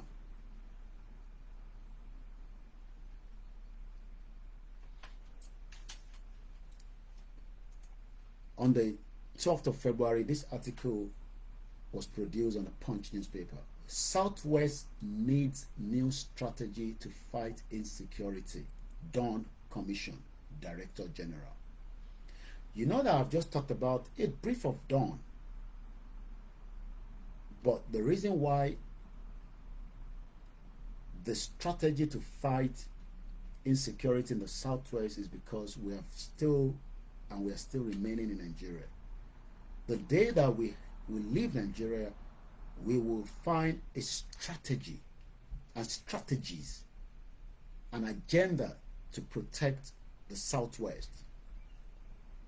We will still have pickpocket of this, that, but we would work with brains like you, like me, to develop a way to make sure that the insecurity in the Southwest will be the first paramount. So if you are still one of those that say, Koiki, well, there will be less security problem if we continue to vote every 4 years. We just need to have a new group of Yoruba people that can go in there and do a politics of Amalangbegiri. You will not succeed because you will come out being corrupt after the 4 years of your tenure. You will make money, and if you change, they will not allow you to succeed. Even if you have a good intention, it is just the way the system is set up. Those of you on Instagram, we are 1 hour, and that means it will shut down, then I'll come back out again. So whether you are one of those that are just a mechanic, or you are just a trader on the side, or you are just working outside the country, yes, the country is still operating as it stands right now. But Don says that the Southwest needs a new strategies to fight insecurity. I am asking, what kind of strategy do we need? Ilu strategy to fight the insecurity. What level of strategy? Dino continue to tell you how stupid we are by producing his small video of how he's lavishing and living a life in Dubai with a Rolls Royce, his latest chick. I'm watching it right now. It's on his page.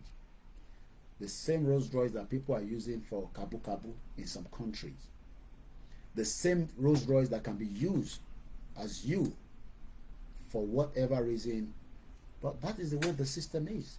Do you blame him? No. We blame the system that allowed such to happen for a very long time. And this is the reason why that we are now saying that this system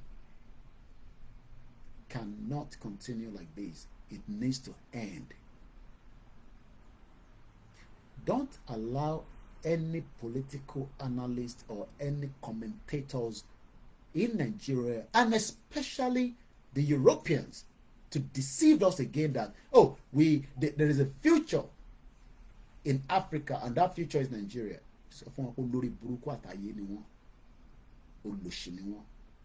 They are the evil that first destroyed the democracy that the Yoruba people were running before the 1914 amalgamation. That love and respect its people, that value humanity, and not like the one we saw in Lagos State, where an Okada Fulani were riding on a person and nobody dares move to find out what is going on. Just as you have been raped multiple times because of the economy that is not stable. Because hater or liker, Dr. Kemi Onuloyo, I learned a lot from her. She's very, very highly intelligent than most of you Gen Z. But you are putting the sentiment because she has issues with some of the artists. That is their problem. But just go and look at some of our write-ups, and you realize that people that have destroyed Nigeria, they're not allowed to. We have turned them to mini gods. She posted something yesterday that I'm gonna just read to you.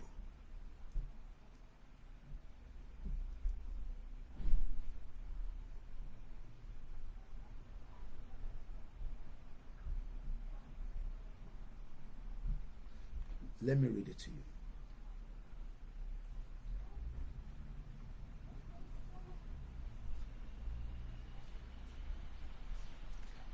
I just saw this one. She just posted this one 2 hours ago. And I'm reading this for the first time. Not the one, Timofeka Gongolele. And this is talking about MK Abiola, the late MK Abiola. Chief MK Abiola is the only Nigerian citizen that entered America back and forth without a US visa. He worked at the ITT, a huge telecommunication company, which the military government accused him of being funded by the US government. The Nigerian government then branded him a spy, go and double-cross him in an ITT deal, helping to recover Nigeria's debt and never gave him shares. Fela also sang about him after some bad landline phones were shipped to Nigeria by Abiola, calling him international thief. My father told me his friend Abiola's biggest mistake was that he talked too much, which is something to learn, whatever you want to learn from there. But that is not what I wanted to actually give us. Let's go to this particular one that he actually, okay, kilo sọ nípa designing. All right, let's read this one because designing, as you all know, I was able to see her, just like many of you were able to, after I produced a very beautiful live and videos of designing after she came out of the court, which she cannot hide anywhere, after she paid £70,000 for a bail condition. In the next 3 hours, the Zani should be at home. She dare not leave her home after 11 p.m. until 6 a.m. because she's on a curfew. She's on a bail. She'll make any way not to be inside her house at 11. A bail condition will automatically be revoked and she'll be sent to prison until a court case comes up next year, November. That is the kind of system I want for you and me. Dezani Alisimaduke, a former oil, this is Dr. Kemi Oluloyoke. This is not the one I want to read, but I've just picked up another two that she wrote on her timeline. Dezani Alisimaduke, a former oil minister accused of massive corruption and fled Nigeria, once went to an IGP personal residence at 2 a.m. in the morning to report that one of his aides allegedly stole £5 million from her home cash vault. This is how these people were living large. How many people remember that Ikoyi gate, the money that was kept in a house, that the DSS said they were using it for operation?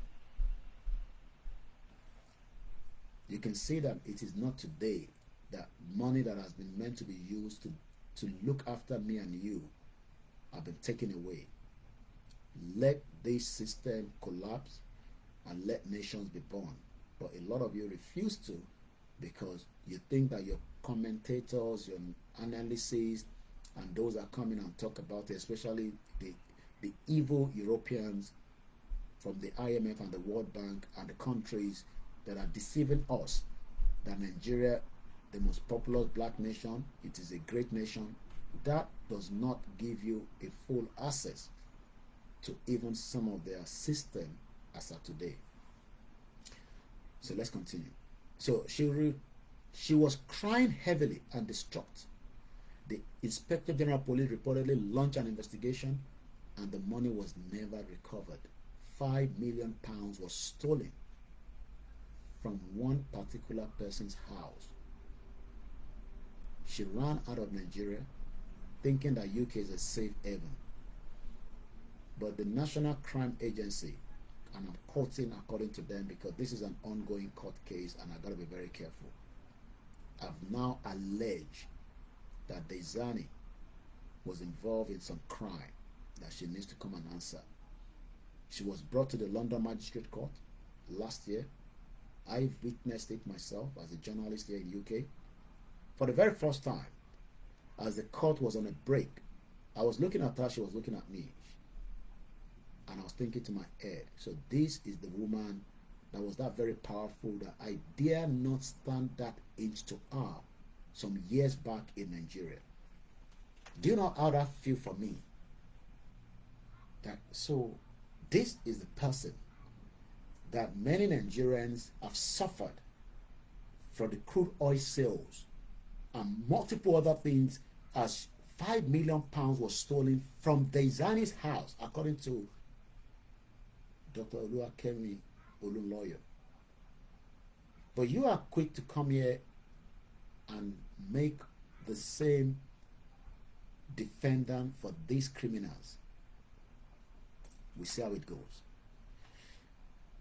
The aide, Soso Berelokon, nickname, oh, almost my own nickname, White Lion, is now a big oil and gas businessman, an Instagram personality, and a close friend to the singer Davido. He could not be charged, arrested, or prosecuted as there was no proof when a thief was trying to catch an alleged thief working for her.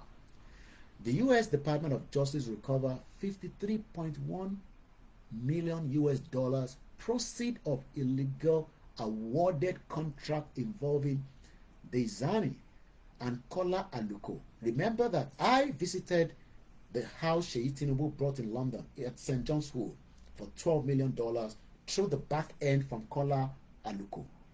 But kila yomo Nigeria sọ fún mi, ẹni ọ̀tá jele mi, I don't want good things. Why should I be going in front of Sheyi Tinubu's house? He's a businessman, he's this, he's that. But yes, when you are running a monopoly system, you will be rich, just like your criminal Dangote and those that are running the operation in Nigeria today that doesn't give you access to become the same. So the U.S. Department of Justice recovered $53.1 million proceeds of illegal awarded contract involving Dezani, Kola Aluko, and another aide and slash business partner, Jide Omokere, the chairman of Atlantic Energy Drilling Concept, Nigeria Limited. The amount of the stealing and looting Nigeria has experienced is phenomenal. òyìnbó ńlá ló lò yẹn. And I can go and look at the English dictionary because Dr. Kemi Olunloyo is well read. You might not agree with her because you are in love with your artist, but she talks the truth that most of you will never understand. Let's look for the word phenomenal.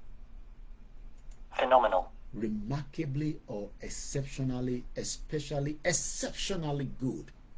So Dezani and the rest of the politicians are phenomenally stolen so much from Nigeria. Imagine £5 million. What Junior, what Dezani?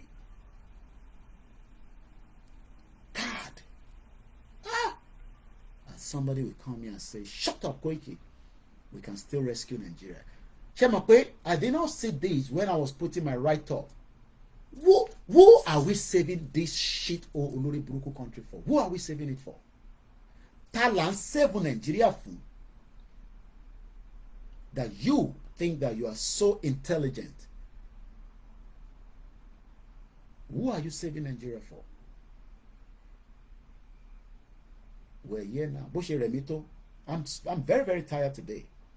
I should not be running this program. But it's just the built-in passion that I have. And before I move further, let me appreciate my mom that took her time to travel. And I'm going to come back. Many billionaires got rich off Nigeria stolen oil money. Trust no billionaire.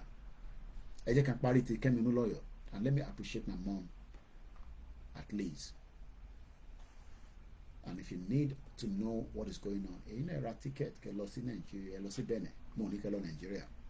Now, this is the one that Kemi posted, Dr. Kemi rather.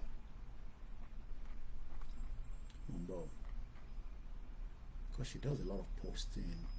It was yesterday. Listen to this again. Gen Z, you know, the best retired investigative journalist Nigeria ever produced. This is not Chima's mom. I am not here talking about Chima nor the video. I care less about whatever is going on between them. I am more focused about some of the names that Dr. Oluyemi Olunloyo is talking about. I am not talking about Chima, neither am I talking about the video. But the names that we're going to be talking about will be reflected. But this is how she started the conversation. I am seeing that all over the X and the Instagram. I will now open the can of worms. Àwọn àrùn tó wà nínú wa tẹ́bi ń pa tó ń fìyà jẹ tó ń jẹkun díẹ̀díẹ̀ láì gbàwẹ̀. This is Daisy Danjuma. I've never heard about her before. Daisy Danjuma, one of those that ruined Nigeria. She was in a picture that was posted with Davido and Chioma. So Dr. Oluyemi Olunloyo is now saying, no, that is not Chioma's mom. Maybe ẹ̀yin lẹ ń rò pé Mama Chioma ni. That is another criminal Nigeria that have used Nigeria for their own selfish gain and within their own network, while you are there accusing us as we say we want Yoruba country. So let's read further. And I don't have to post the picture. You can go and see the picture. I am more concerned about the content of what she wrote rather than the picture. So let's go further. This is Daisy Danjuma, one of those that ruined Nigeria. She was a senator in Edo State. Rich people mingling. Everyone in this picture got rich with Nigeria's money. Now, I love her as well because let's focus on Daisy. She's not focusing on the video in that picture. Neither is she focusing on Chioma. But she says, let's focus on one person, which is called Daisy Danjuma. Money lórí program ni ma sọ̀rọ̀ Nigeria inú a máa rún ẹ́. Nigeria ni bọ̀bọ̀ ìdẹ́ bàjẹ́ báyìí because that Nigeria is going down. How soon, I don't know. How fast, I don't know.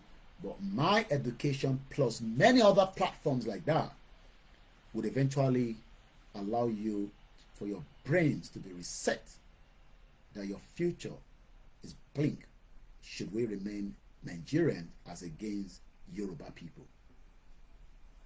Eshe Goni, Bishop Adeyemo, and I was listening to you while I was tired on the sofa when you were having your engagement with Baba Arole Tenten. This is Daisy Danjuma, one of those that ruined Nigeria. She was a senator in Edo State. Let me see if I can get a picture. Let's see if we can get a picture of her. Yes, I got a very nice picture of her, and I can use that as a background. These are criminals. There are a lot of you. Okay, what I'm gonna do, I can see her with Sanwo-Olu. Okay, I can see her with our husband, Danjuma. And not play the same Danjuma like man play. So I say only ni gbogbo wọn. Danjuma ni, hey, Boko Haram, hey, get weapon, no. And not Danjuma. They are all criminals. But you all love your criminals more than what we are discussing today. So I'm gonna later on upload the full video that I'm doing on the laptop, which comes in a big screen. But for now, those of you on the watching me right now, you will be able to see the picture of these two criminals. Oh, Odroda Adeyemo. Those are the criminals. And I cannot show the back because it will be showing all my house, which you don't need to see. The Batifuani's full studio. And my son is using my laptop for a while, so support. Media is not cheap. Media is a very, very big time investment. It's not about small money. It's not about 10,000, 20. No, we need somebody that says, Koiki, buy $10,000, £10,000. Lo ma lo, kewari tamashi. But it is what it is. But we're grateful for those of you that continue to dip your hands every now and then. Those of you that doesn't know, just pray for me.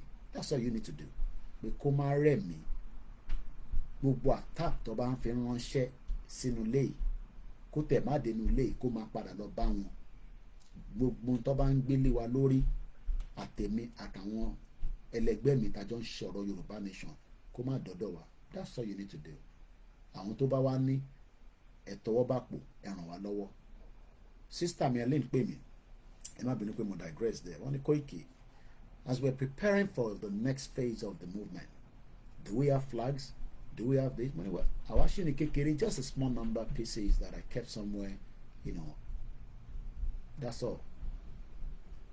Since the Yadagburu today, this and that. So at the end of the day, yes. Can you go and call him for me? Go and call him, tell him to calm down. So Abraham will listen.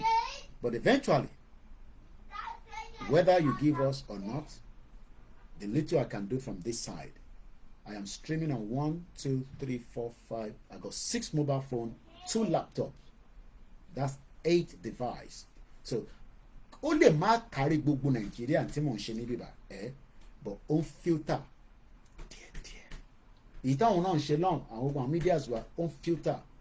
So filter here, when we are coming out for rally, it is entirely up to you to join us or not.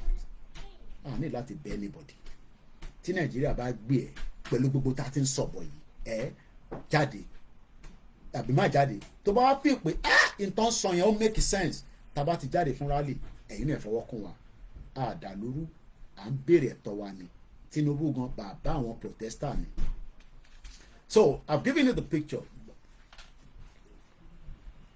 What better now? Kilo Maafe, can you make it for him? And can you call your mom and find out what the lower? Let's go to the cinema. No, they finished already. So, it might be no. So you've seen the picture, and let's go back to Dr. Kemenu lawyer on this criminal. Elemi Ogbori pé Desani la ṣe ń sọ àṣé Daisy yẹn ó lè ní gbogbo wọn. Daisy Danjuma, one of those that rule Nigeria. She was a senator in Edo State. Rich people mingling. Everyone in this picture got rich with Nigeria's money. Let's focus on Daisy Danjuma. I call her out during the pandemic. I accused her of stopping all the COVID test kits and ventilators billionaire Jack Ma donated to Nigeria. Imagine Jack Ma. Jack Ma, Google it. I haven't got the time for that now. I want me to complain about this. I gotta have to go and sort them out because they won't come stress me out. Jack Ma donated COVID kit àti ventilator. Wọ́n ní kò ní ìdẹ̀ fáwọn mẹ̀kúnnù. Ẹ̀yin mẹ̀kúnnù ó ń pẹ́kẹ́ tó kú dànù. Èmi kọ́ mo sọ bẹ́ẹ̀. Daisy Danjuma ó hijack gbogbo ẹ̀. Wọ́n pè mọ́ra wọn lọ́wọ́. I've read it before, so I'm just doing a bit of analysis around it. So she clapped on them at the port. Nínú port ló ti gbà mọ́ wọn lọ́wọ́. Because she wanted the monopoly of contract to go to her company. Ó ní kí n shut up nígbà tí mo lọ sọ́dọ̀ Ṣèyí Tinubu ilé tó rà lọ́wọ́ Aluko $12 million. Wọ́n ti lé yẹn pa bí ṣe ń bá ń sọ̀rọ̀ báyìí nísìnyí kò sẹ́yẹ tó ń gbé níbẹ̀. Ní London ní bíbá. Ní London táwọn ọmọ Yorùbá ń jìyà lọ́wọ́lọ́wọ́ bí ṣe ń bá ń sọ̀rọ̀. Wọ́n ti lé £12 million. Wọ́n ti pa. But nígbà tí mo sọ nínú Instagram ìyẹn tẹ̀ ló pọ̀ jù wọ́n kọ́mẹ́ǹtì pa síbẹ̀ ó dé stage kan ìyá mi kan pè mí fún àpá wà lórí ètò wọ́n ní Koiki àwọn kan lè sọ fún ẹ pé kò jáwọ́ ni torí bọ́ ṣe ń bú ẹ àwọn tẹ̀ ń jà fún mi yẹn torí bọ́ ṣe ń àtàkẹ́ wọ́n bú ṣe gèsè mi lára the world monopoly tẹ bá mọ mímì ẹ ẹni tó bá ń lo monopoly ó máa wà ahead of the game ó máa outshine gbogbo tí àwọn tó kù bá jọ ń ṣe because ìyẹn ló ṣe ń pè ní monopoly and that is the same word tí Dr. Kemi lò níbí báyìí pé wọ́n donate kit COVID kit fún àwọn tí ó máa lò nígbà COVID gbogbo COVID tá à ń sọ 3 years ago wọ́n wá ní ìyàwó Danjuma Tiwa Danjuma tó ń pè ní Daisy Danjuma ó dẹ̀ gbé ẹsẹ̀ lé gbogbo ẹ̀ ṣẹ́mọ̀dí àṣé ó ní company tó ń ta oògùn bí àwọn pharmacies nǹkan kan ẹ gbọ́ nísìn I pity a lot of you. How are you? Let's continue. She clamped on them at the port because she wanted the monopoly of contract to go to her company. Daisy was the chairman of May and Baker Company, who make pharmaceuticals, medical items, and beverages. Her husband is a military general who killed all the coup plotters in Nigeria, and he was the former chairman of May and Baker, got old and handed over to her wife, Daisy. The former chairman is known as General Theophilus Danjuma. He also killed my uncle when I was 2 years old in 1966. So, Sheripe, we have been in perpetuous wow. What is suppress wa, what is subjugate wa, kò ń ṣe lẹ́nu. But ẹ̀yin tẹ́ ń fún wọn ní support, tẹ̀sí support wọn Nigeria. Ẹ̀yin lẹ́sìn ń jẹ́ kó máa breed. Níjọ́ tí gbogbo wa bá ti yọ tá bá ti yọ ventilator tí Nigeria fi ń breathe tá bá ti yọ kúrò ó máa wálẹ̀ but bá ṣe ń pariwo pé Yorùbá nation ṣé àwọn tó ń jalè yìí àwọn olè yìí ṣe lẹ́yìn kan tó ń fàtẹ́gùn sí pé kó lè máa exist ẹ̀yin lẹ́ ń fàtẹ́gùn sí ọ̀dọ̀ 1966 la tún padà sí Theophilus Danjuma ẹ̀kọ́ àtàrọ̀ Theophilus Danjuma dẹ̀ ló ń sọ fún wa pé wọ́n ti pa gbogbo yàn ní plateau ẹ lọ gbé bọn ẹ protect ara yín àṣẹ olè lòun náà.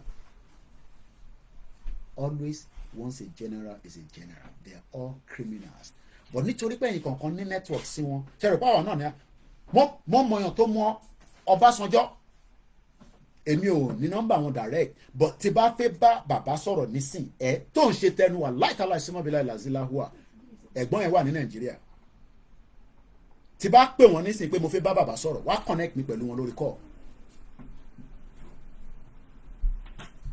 ó mọ bàbá bíi délédélé nígbà tán ní Nàìjíríà àtẹ̀tí bẹ̀rẹ̀ Yorùbá nation mo wà lé nígbà yẹn àwọn ní bàbá travel wọ́n ṣàmú ọmọ tó ṣẹlẹ̀ àwọn èmi wà ní Kẹjà ọ̀dọ̀ rẹ̀ pé mo ti padà sí London ni he was driving past he saw me he pulled over ó ti padà lọ London kí ló ṣe ń ṣe Nàìjíríà wọ́n mọ̀ ó yẹ kó ti padà lọ sí London bí mo ṣe ń gbádùn ayé mi ní Nàìjíríà wá tẹ̀lé wọn délé called Obasanjo right on my phone on his phone rather but what we are trying to say is that the whole Nigeria military bàbá olè ni wọ́n supported by the West torí pé owó tó ń jí yẹn kò ń ṣe inú Nàìjíríà ló ń kó sí ọ̀dọ̀ tí wọ́n ló ń kó sí somebody like Bagudu olórí burúkú òun ni the minister for budget and planning lábẹ́ ìjọba Tinubu lọ́wọ́lọ́wọ́ nísìn òun ló bá Abacha kó gbogbo owó jáde kúrò nínú Nàìjíríà Bagudu Atiku not Atiku Abubakar o Bagudu Atiku the minister for budget and planning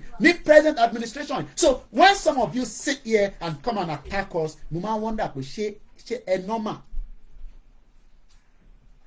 normal because tẹ́ bá yẹ pé èèyàn tó normal ni gbogbo tá à ń sọ yìí evidence wà níbẹ̀ èmi rí Dezani George sọ fún Dezani pé £35,000 tó fẹ́ kó sílẹ̀ ó kéré ìwọ́kẹ̀ 35,000 ẹ mọ́lé tó ń gbé nílùú yìí wọ́n nílé tó ń gbé òkè bí òkè lòun wà ní ìyẹ́ ẹ̀ wà nísàlẹ̀ I can't remember the figure tí bá pe bọ̀bọ̀ yẹn máa yẹn ìyẹn mọ ọkọ tí Dezani fẹ́ tó fẹ́ lọ́jọ́ àárọ̀ ẹ̀ wọ́n ní tí Dezani bá ń lọ sí ìlú ẹ̀ níjọ́ náà lọ́hùn helicopter tó máa gbé débẹ̀ ó máa wà station ó máa lọ́jọ́ méjì ní ẹjọ́ mẹ́ta ní helicopter yẹn ò gbọ́dọ̀ gbéra tó máa fi padà sí Abuja Dezani yẹn lèmi wá rí ní court ó wò mí mò ń wò kò sí nǹkan tó lè fi mí ṣe ó dẹ̀ mọ̀ pé Nàìjíríà lélẹ̀ máa lọ dúró dè wọ́n níta and that is exactly what I did ó jáde báyìí security ẹ̀ tó bí àwọn security jàgbàlagbà àwọn ìyẹn ó sọ fún pé no just leave him wọ́n bí bàbá ẹ̀dá kò fọwọ́ kàn mí ìyẹn ní ó ti tó kí ní mo ń kọ́lọ̀ fún gbogbo alẹ́ mi gúngùn àjọ máa witness court case yẹn ní November àti tí kékeré máa dùn mọ́lé bẹ́ẹ̀ ni am I happy that he's in prison? Yes, I'm happy torí olórí burúkú ni gbogbo wọn ó fẹ́ yọ kidney oní kidney ó fẹ́ gbé fọ́mọ tiẹ̀ ẹ mọye kidney tó ti yọ dànù àwa sọ pé ó kú síbẹ̀ yẹn o wọ́n ti yọ òdòdó ọ̀rẹ́ rẹ o wọ́n ti yọ kidney dànù continue to support all these criminals ẹ jẹ́ ká padà sọ́dọ̀ Atiku tá n kà lọ yìí jẹ́rìí pé nǹkan kan gbé wa débì kan ni meeting tẹ̀ kí n attend gan I couldn't go anymore but màá gba update lọ́wọ́ àwọn ti US lànà àwa máa jókòó 2 hours màá sọ̀rọ̀ báyìí mọ̀ tí mo sọ ni mo lẹ́ sọ yẹn so gbogbo tí mo sọ pé wọ́n jówó ìwọ lè defend wọn àbó o lè kick wọn out so onírú owó tí o lè fi kick àwọn olórí burúkú yìí out ó ní ṣe fẹ́ lọ ṣe politics ṣe onírú owó tó fẹ́ lọ fi bá wọn jà mo ń bèrè ni o mo máa jẹ local government chairman wàá lọ dọ̀bálẹ̀ fún gbogbo wọn ni wọ́n máa gbẹ́sẹ̀ lé ẹ wàá dẹ̀ mú ẹ̀jẹ̀ èèyàn tó ẹ̀jẹ̀ yẹn ló ń mú so why then do we want to so ìyẹn mo máa ń bèrè question ni pé ta là ń save Nàìjíríà fún gangan who ẹ sọ fún mi ta là fẹ́ save who are we saving this country for okay ẹ̀ ń save ẹ̀ fún ṣé mọ̀ pé bèbí yóò ti kú òun àti Davido ló ya picture láwọn èèyàn ní màmá Chioma ní olùlọ́yọ̀ òun dẹ̀ good ya ó ní eléyìí ń ṣe màmá Chioma olè tó ń pè ní Daisy Danjuma ìwọ wà nísìn ọmọ ẹ̀ ń jìyà ìwọ ń jìyà adẹ̀ ń sọ fún ẹ pé in tó lè mú kí gbogbo ìyà yẹn kó dẹ́kun díẹ̀ òun ni pé ká kọ́kọ́ atẹ́gùn tó ń fẹ́ sínú Nàìjíríà ká yọ ventilator wèrè kúrò ó máa affect America ni kò sí tó kàn wá because America ò ní interest wa gbogbo ẹni mo fi sọ UK ò ní interest wa èmi jọ ń gbé pẹ̀lú wọn ni so what else are you waiting for ṣé àwọn ilé ìbáná àwọn ọmọ pé wọ́n ń jí owó ṣé mọ̀ pé Ọbásanjọ́ negotiate pẹ̀lú Bagudu nígbà tó máa gbowó lọ́wọ́ ẹ̀ padà ìyẹn ni kò ṣe prison ó ṣe governor nílẹ̀ north ó tún jẹ́ minister lọ́wọ́lọ́wọ́ nísìn ṣé mọ̀ pé táwọn tí Tinubu bá ṣe tán ṣé mọ̀ pé àwọn náà ń dúró pé kí Tinubu ṣe tán kó lè wá di president kí agenda tí wọ́n sọ pé kò lè bọ́ sí kó wá bọ́ sí máa sọ pé dey play kó jókòó sórí TikTok kó máa wo lẹ́gẹ́ mo wo títí lánàá ó lè pààyàn brother yẹn mo rí irú ẹ̀ rí. Mo wo fídíò ẹ̀ kan lóru àná, mo rẹ́rìn-ín mi fẹ́ kọ́ lẹ́gẹ́ Miami. Olùpọ̀rọ̀ lẹ́gẹ́ Miami là ń sọ ni. À ń sọ̀rọ̀ ìran Yorùbá tó wà backward tí wọ́n ti kó sínú wàhálà tí a bá jáde nínú ẹ̀. Tí Tinubu bá ṣe tán tí Nàìjíríà ọba ì tí pín, which I do not pray for. Ọmọ gbogbo wa máa jẹ breakfast gidi. Máa sọ pé dey play. Oúnjẹ ló fi bẹ̀rẹ̀ yẹn nísìnyí. Bí àṣà Bobby òun náà ṣe program ìyàwó ẹ̀ bí ata ló ń dín ni tó fi ṣe léṣe sínú ilé.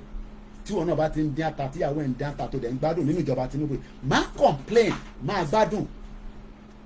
Ẹ jẹ́ ká padà sórí átíkù yẹn. Ààrẹ ni fún wa náírà, kọ̀tà bá ti rí náírà náà àti rí notification ṣe ni fún wa náírà àbí kò wọ́tẹ̀ ní táwọn sọ látàrọ̀ wọ́tẹ̀ àbí látàwọ̀ owó jí. Ẹbẹ̀ fún wa lówó, ẹ fún wa lówó, ẹ fún wa lówó ọdún àrà ẹ̀rọ ẹ fún wa lówó ẹran. Kí ló dé ẹ ń bá wa jà ní gbogbo orí ètò ká má sọ pé Koikoya 100,000 nìyẹn ní ìtúsà counter kò fi ṣe weekend fáwọn ọmọ ẹ kí wọn náà dẹ support and family nílé àbẹ́yàn pé mo ní family nílé mo ní family nílé mo ní family tó tóbi ní mi. Let's go back again. À ń sọ̀rọ̀ nípa Daisy Danjuma, ìyàwó Theophilus Danjuma tí sista Dr. Olúwakẹ́mi Olúlọ́yọ̀ ní òun ló pa ọ̀nkú òun Dékúnlé Fájuyì nígbà Western Region Administrator. Ẹ jẹ́ ká kà bẹ̀rẹ̀. Theophilus Danjuma also killed my uncle when I was 2 years old. Èní kọ́lọ́ ti ń pa Yorùbá. Èyí wá ní wọ́n pa Abíọ́lá ní 1990 something. Wọ́n ti ń pa Yorùbá bọ̀ kò ń ṣe lánàá. Kò dẹ̀ ń ṣe ìran kan ló fẹ́ pa Yorùbá. Gbogbo ìran ló fẹ́ pa wá. We are fighting multiple forces. But àwọn tí a sì rí pé eléyìí fẹ́ dàbí ìgbà tí wọ́n pa wá dáadáa. Ẹ jẹ́ ká gbé ẹsẹ̀ lé ká yọ ventilator. Ọmọ Yorùbá ní ká máa fàtẹ́gùn sí. Ẹ̀ ń fàtẹ́gùn sí Nàìjíríà. Ẹ̀yin ilẹ̀ ń bìdì wọn jáde. And that is why wọ́n lè fi ọ̀kadà àwọn Fúlàní ní Èkó wọ́n wá sọ ẹni yẹn di punching bag. Wọ́n ń gún ọ̀kadà lé lórí, wọ́n ń drive ẹ̀ lọ báyìí. O ì tí ì rí fídíò yẹn lọ wá lórí social media wà rí bẹ́ẹ̀. My uncle Dékúnlé Fájuyì, the Western Region Administrator, was hosting the head of state Agunyinrosi at Ibadan Government House when Theophilus Danjuma and his army boys took both leaders, tortured and killed them on the bushes of Iwo Road. It's Iwo Road yẹn náà ni. Popular Iwo Road yẹn ó lè ti develop níwọ̀n bá smelly tí Ṣèyí Mákindé engineer tó ń ṣe lọ́wọ́lọ́wọ́ àbí. O rò pé ní lọ́ọ́ ti ń pa wá ni. Olórí burúkú Britain ló gbé agbára lé àwọn olòṣì lọ́wọ́ níjọ́ náà lọ́hùn tó fi lè rí agbára yẹn lò. Koiki a máa lọ selection a máa defeat wọn ní àwọn olùfẹ́ defeat. Àwọn olùfẹ́ defeat how ọ̀nà olùfẹ́ gbà defeat wọn. Ṣé wọ́n tó tẹ̀ tí jẹun kánú ló fẹ́ defeat wọn? Ṣé wọ́n tó tí jẹun kánú ló fẹ́ lọ defeat wọn? How ọ̀nà wo ló fẹ́ gbà? Mọ̀ ń bí ẹni o ọ̀hún kémi ò kàwé bí àṣà Yorùbá wuyì I no go school. We are living in denial, knowing the truth, but wọ́n ní olódodo òun ló wá di ọ̀tá yín.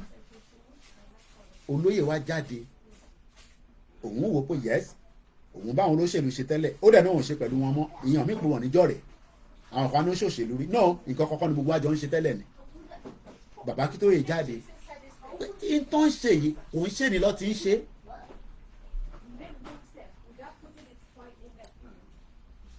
It was Theophilus Danjuma that killed Dékúnlé Fájuyì and the head of state. They took them to the bush on Iwo Road. Danjuma then radio olórí burúkú Yakubu Gowon kò ní kú síbi táṣù ẹ̀ wà. You can see that we have been. Do you know that Yakubu Gowon ló ń gbé Bible kiri nísìn? He's moving around with Bible looking for peace. Our Nigeria now history is a good thing, and they took away that history.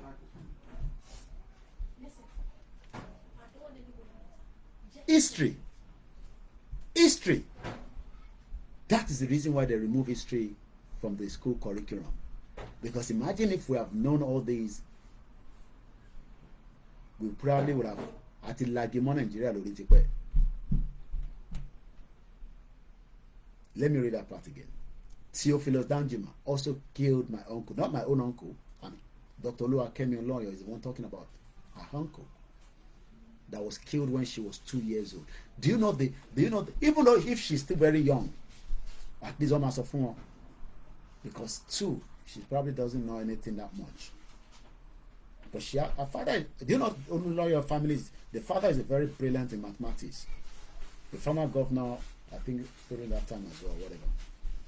Theophilus Danjuma also killed my uncle when I was 2 years old in 1966.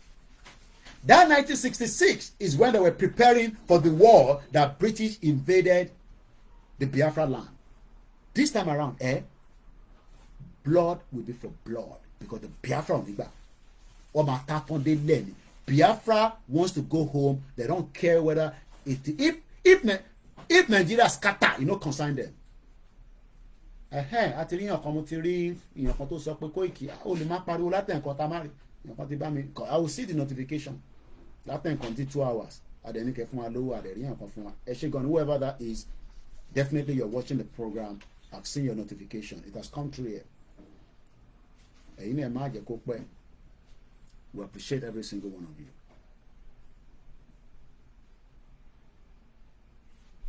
Call it Bright Raja says Sikiru Adewale. Yes, you are right, Koiki. This is not how Obafemi wanted it. No, I won't comment on that. I hope you are feeling the energy. You imagine what was happening from 1966. Do you know what has happened? This was 6 years after independence because the British kept the North to control the military. And will not control military. So when you control the military, then you will use the military the way you want it. You will use it the way you want it. Because we knew that the British rigged the election in 1959. We didn't know before, but we knew later that they rigged the election to favor the North against the Southwest and the Southeast and the other indigenous people after they've done their fraudulent amalgamation. So you can see that we have been marginalized as Yoruba people, but our Yoruba not actually keep Nigeria. We have to say the truth. It is the Yoruba people that is still holding on to Nigeria. Because anyone you ko, you know that anyone but because Taba push it by.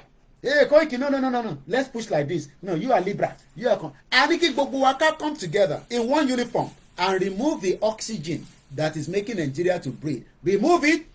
If it's going to be painful, so be it. I should go on here. 2,000. And for me 2,000 here. Thank you so much. If I have 100 people giving me 2,000, I'll be able to do more things. Flyers, I'll be able. Our new website is out. It's called Koikimedia International News. Just pay a visit to it. Some of you have seen the link. If you have seen the link about Agbowole, and tell me how the platform looks like. I was going to be showing it on the software, but maybe tomorrow time I'm about to lose my laptop. My brother long. Do you understand? Are you enjoying this program? If you're enjoying it, just say yes. There's nothing good than knowing your history. Miss Babami Moses, I've not been reading comments. Dr. Omololu Oluloyo was a commissioner for education in the 60s, from 1966 to 1979. He passed his PhD degree exam in 1962 at the age of 26 years old. I should go into what before. Alpha.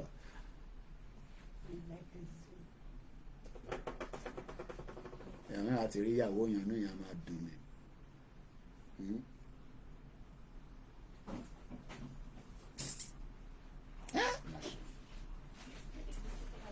Britain ti kó wa ní mugun.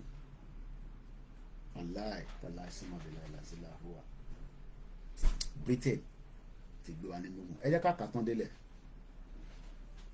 Ó ti gbé wa ní mugun. Ẹ ṣé gan-an ogun ẹ sọ pé yes, that means pé ṣe wà lórí ètò pẹ̀lú mi. Thank you so much, those of you on the Twitter space. There are so many of you. Please share it and let people know the history of that shithole country that some of you wants to save. So then, after they were tortured and killed at Iwo Road, Danjuma now radio Yakubu Gowon, the same Yakubu Gowon, that criminal, Yakubu Gowon to tell him that the job is done. Yakubu Gowon will probably then phone Britain and say, the job is done. That is how they were operating. Then the simple rhymes of, wow, PhD at 26. Yoruba, Olódùmarè fún wa ní money. Ẹni tó kàwé, tó ń tàbí tó ń ṣe business, ó yẹ kó ti prosper. But ìtorí bí nǹkan ṣe rí nílẹ̀ ṣe progress. 26, yes. Imagine somebody attaining PhD at the age of 26. That is Kemi Olunloyo's father. Brilliant in mathematics. Easy. Ti dá mi lóhùn. Ẹ ṣé gan ni. Mo Orikunle Bakers. If you want to give us a super chat, you can only do it from the backup channel of the YouTube. Koikimedia, we don't have any monetization on that. Let's continue. T.Y. Theophilus Danjuma. Because if I say T.Y., some of you don't know it. Theophilus T.Y. Danjuma. He now Muki Agbeloba, Baba Timothy. Over radio, Yakubu Gowon pe job is done. Yakubu Gowon will probably phone Britain and say, job is completed.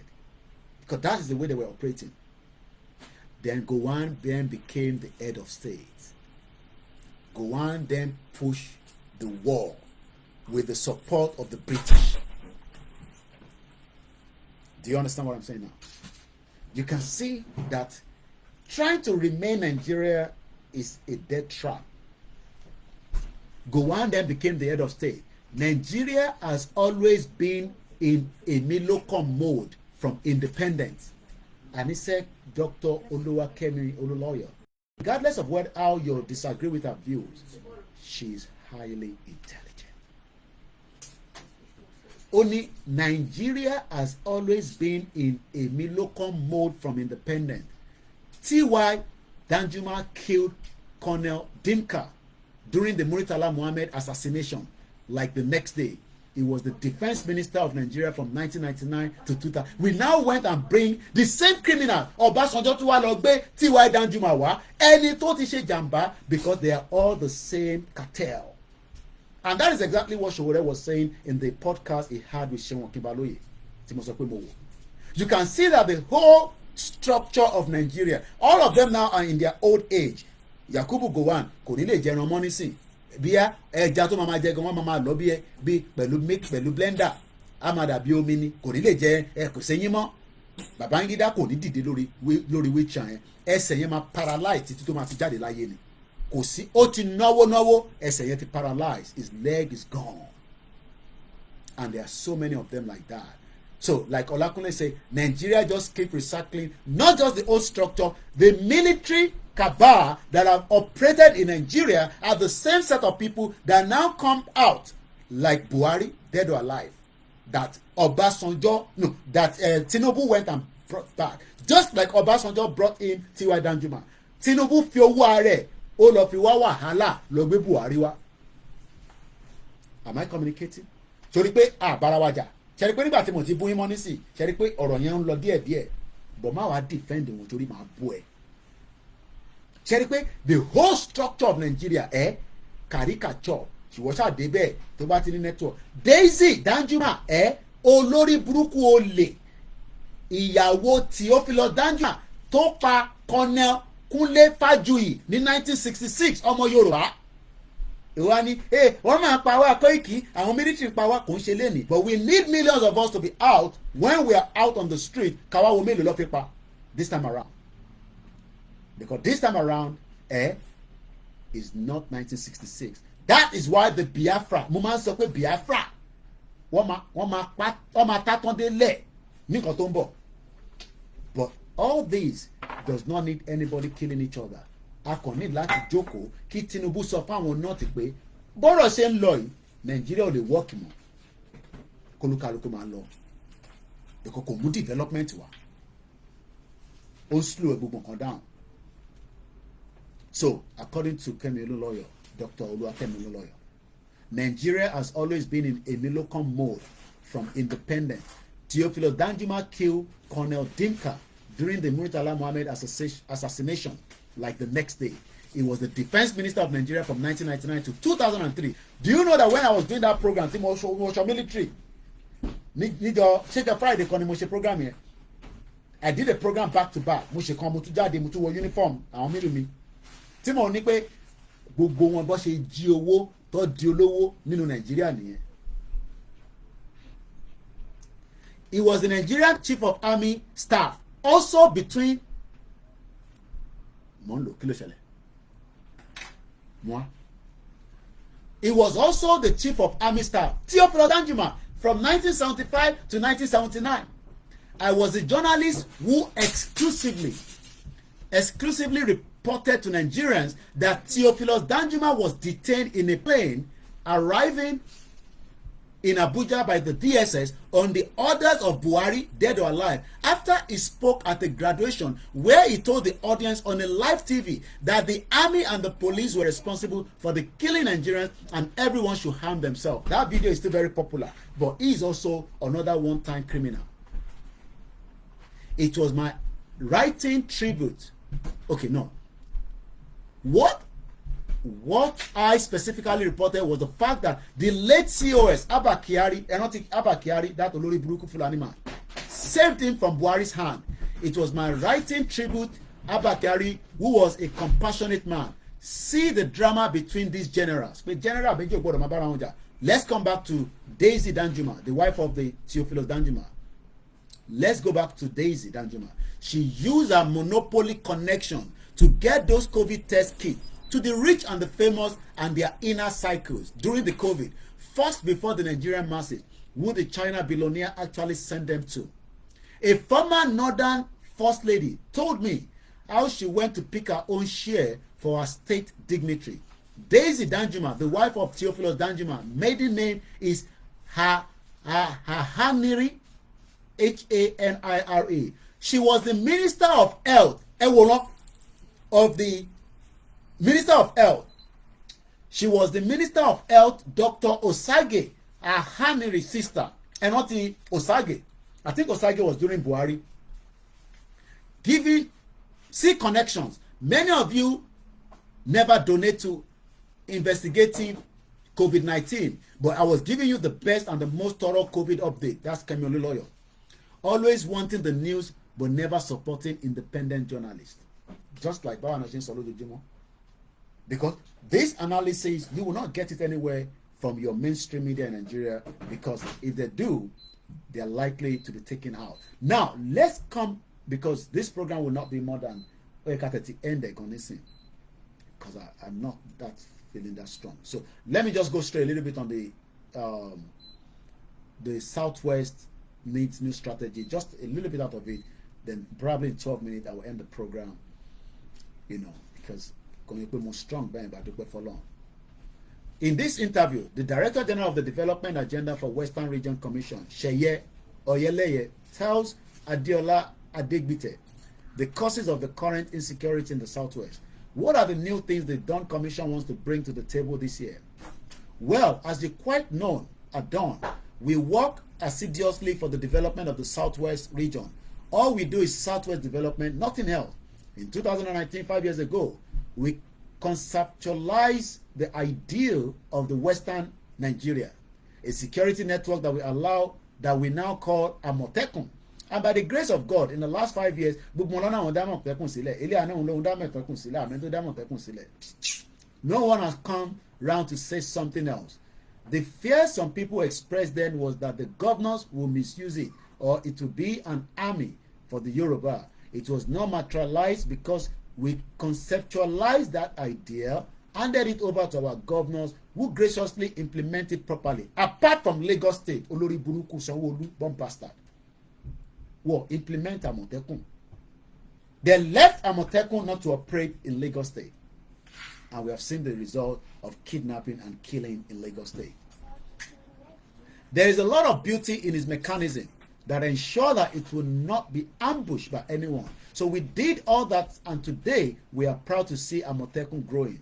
Maybe only Aketi that push Amotekun. Yes, there might be itches there and there, but of course that is expected of a toddler that is growing. But apart from that, by large, it has been a success story with Amotekun, particularly in the state that have adopted it. Lagos does not have Amotekun at the moment. We know for some reasons, particularly because they have the Lagos name. Ẹ má defend wọn bí ta máa ń bínú síra wa náà nìyẹn. Nonsense yẹn. What do you mean they have the Lagos neighborhood? So if they have Amotekun and the neighborhood watch, ó pọ̀ jù ni. Do you understand what I mean? Okay, àwọn kan comment lórí kí ni mò ń follow ẹ̀. He also refused to leave because he said the Northern Army will not take order from him. I've missed some of the comments there. Lagos is Amotekun. They will ever say we want a neighborhood watch. Defending nonsense. The challenges we are facing now have again been brought up new ideas. As a development commission, we need to also think out of the box. There is no thinking out of the box should we remain Nigeria. Eshigoni, Mr. Salisu Babatunde, I will appreciate many of you now because I got to go now. There is nothing that we can think out of the box because the security will not propel very well if we remain in Nigeria. We got to be out of Nigeria for the agenda of the dawn to be fruitful. And I know that we have, technocrat professionals among every one of them, but as it stands right now, Dawn Commission will just be doing meeting, this, that, and nothing seriously will come out of it because gbogbo agenda tó bá push out as long as táwọn not bá ti rí pé okay ṣe rántí pé Garba ṣe wò lórí burúkú tó bá Buhari ṣiṣẹ́ ó ń sọ fún Akérédolú pé kò tó bẹ́ẹ̀ kó lọ ra ìbọn fún àwọn Àmọ̀tẹ́kùn pé ṣakabula ní kó máa gbé káàkiri. Why the criminal terrorist jihadis were moving with AK-49 and RPG. Garba Shehu ló ń sọ fún mo ti ń wẹ látijọ́ Ìkúnlé Bakers ààrẹ owó látọ̀dọ̀ láti túnjọ́ mẹ́ta. Thank you so much my brother. Kò ní tán níbẹ̀ fún brother mi. Garba Shehu ó ń pàrokò láti Abuja fún. That is why I'm looking at Tinubu. Sometimes mo máa wonder pé ṣé Tinubu ni president ṣá? Are we sure that President Tinubu is the president? Because àwọn àṣẹ kan wà tèmi ti expect pé kó máa pa kẹ́ ká máa rí impact ẹ̀ bó tó fi fọgbọ́n ṣe àbí. Nàìjíríà ò ní ìpín kó fọgbọ́n ṣe bò mo mọ̀ pé àwọn West ló ń sọ fún Tinubu pé kó slow down. Even if he has any intention, don't trust anyone of the Western world. And evidence have shown ṣé Patrick Lumumba tó pa la fi máa sọ̀rọ̀ ẹni tí Tinubu gan bá ní agenda àfi kó gbé sábẹ́ ẹkùn òun àtàwọn iná kakọ̀ọ̀sẹ̀ nìkan ní kọjọ́ máa sọ bò kó má yẹ kó pẹ́ ìyẹn làwa ṣe ń sọ pé àwa o àwọn kan ní kó kú ní tó bá kú ó dà ṣètì máa débẹ̀ bọ̀ lẹ́yìn ká da gbogbo ẹ̀rú nìkan ló kù ká kọ́kọ́ ká já gbogbo ẹ̀ dànù lẹ́sẹ̀kẹsẹ̀ bò wáyé tó wà ń bẹ̀ kó tó ní ti ìlànà ti Yorùbá torí alọ́pọlọ kó pè àwọn ọba wa kó jẹ́ káwọn ọba lọ ṣe announcement yẹn kí rọ̀ ní jáde kábíyèsí Elédùmarè Ọ̀jájá the second kàn ní wá pàṣẹ fún wa pé ilẹ̀ Yorùbá dúró bàbá ńlá èèyàn kan ti sọ pé ilẹ̀ Yorùbá ò dúró mọ́ sì gẹ̀tì kí gbogbo àwọn ọba yẹn jáde látẹ̀mí lọ ilẹ̀ Yorùbá di ilẹ̀ tó di nation tiẹ̀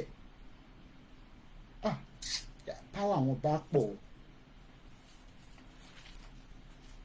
àdúgbò lọ́wọ́ àwọn ọba wa gẹ̀tì lọ́wọ́ náà kí Tinubu kọ̀ lọ whisper sí Ọọ̀ni létí Àkárìgbò gbogbo wọn àwọn ọba yẹn mọ̀ wọ́n nípa Olúwo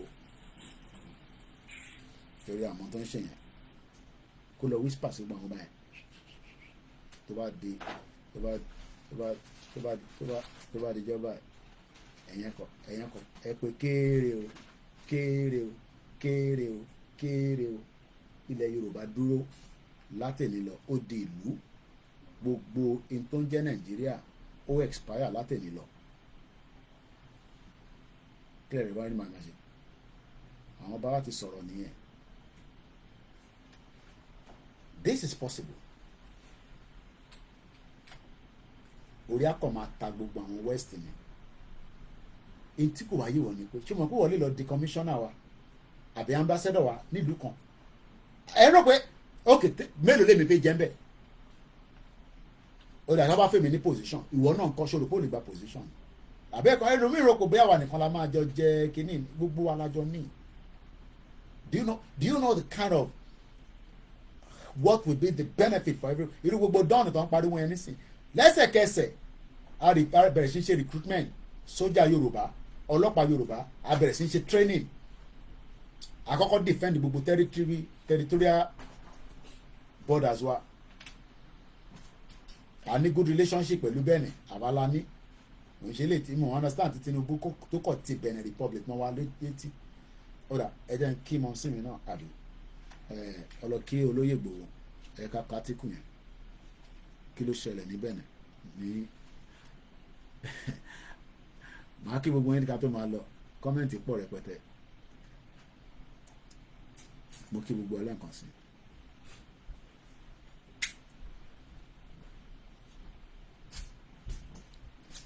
lot of comment ẹ jẹ́ ká lọ sí tẹ́ẹ̀bà mọ wẹ́bsáìtì yẹn lẹ́ǹkan sí www.koikimediainternationalnews.com. The link will be shared out again on the comment section. So ẹ bá wa lọ síbẹ̀ mo kí gbogbo ilé nǹkan sí láàyò nìkan kan sílẹ̀ Ọlọ́run jẹ́ káwa jọra wa lójú iṣẹ́ ta gbé dání iṣẹ́ ìlú ní iṣẹ́ ayé ni spiritual fight ló pọ̀ jù nú ẹ̀ ọwọ́ ayé ò ní mú wa ọwọ́ ọ̀tá ọ̀dẹ̀ ní mú wa gbogbo àwọn ìyá wa ẹ má fi àdúrà sílẹ̀ fún wa they are trying but àdúrà yín ó ń stop ẹ̀ ẹ má gbé ìṣẹ́ àwọn ìyàwó mi náà wọ́n dákẹ́ o àwọn náà dákẹ́ but ẹ̀yin ìyá wa ẹ má gbẹ́sẹ̀ kúrò orí gáàsì tí ẹ fi ń ṣàdúrà fún wa kò ń ṣèmi nìkan gbogbo àwa tá à ń pariwo ẹ wọ ọmọ Lúkà ní last week he had an accident could have been worst. àwa kọ́ ni actor àwa kọ́ jẹ́ agbẹnusọ fún ẹ̀yin ọmọ Yorùbá actor gangan lolóyè àdẹ̀gbọ́dọ̀ shielded from all the criminals. so ẹ jẹ́ ká lọ ka article tó jáde láti Koikimedia nípa ìrìn àjò tí Mùsímì àtàwọn ọ̀rẹ́ wọn tó lọ kí olóyè Ìgbòho ní ìlú Benin Republic. If you have not seen that article, I will tell you now what transpired. So ẹ lọ sórí website ẹ ká lọ wo báwo ló ṣe rí ṣó wà okay ṣé à ń gbìyànjú. We need a lot of work. I need laptop. We need things. We need a lot of things. But àwọn máa ń dàbí pé nǹkan sọ̀rọ̀ pé we need a lot of things. Media is 24 hours. I have a strong team, but if they're not well equipped,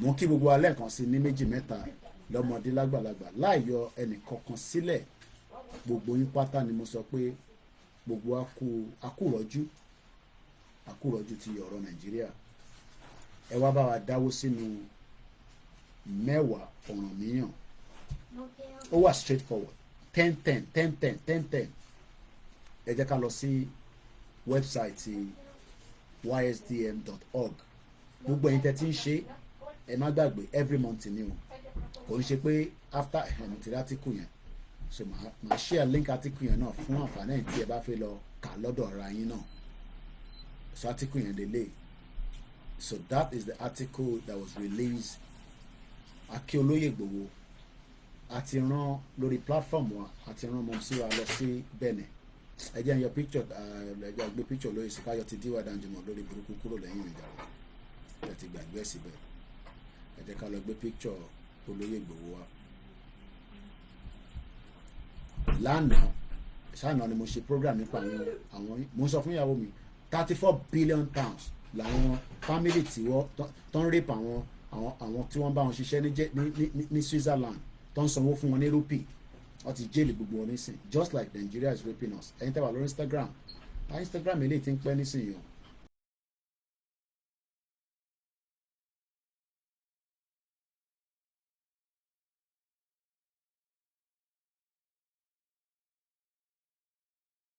nísìn Koikimedia Instagram ó máa kú bọ̀ á tún máa padà wá ní just few minutes so in case mo fẹ́ lọ mú picture lóye ìwà ni o kàtó kátìkù yìí mo kí gbogbo àwọn elders wa pátápátá tí wọ́n dúró pẹ̀lú wa gbogbo àwọn bá wa pátápátá tó dúró pẹ̀lú wa tí wọ́n sọ pé ẹ̀yin ọmọ yìí ẹ má bínú pópẹ́ ká tó fi tẹ̀lé yín àmọ́ a wà lẹ́yìn yín bíi ké àwọn kan ní ẹ jẹ ọ ń tì wọ́n ẹ ń tì gbowó ẹ ń tira yín a ní láti bá yín argue when the appropriate time comes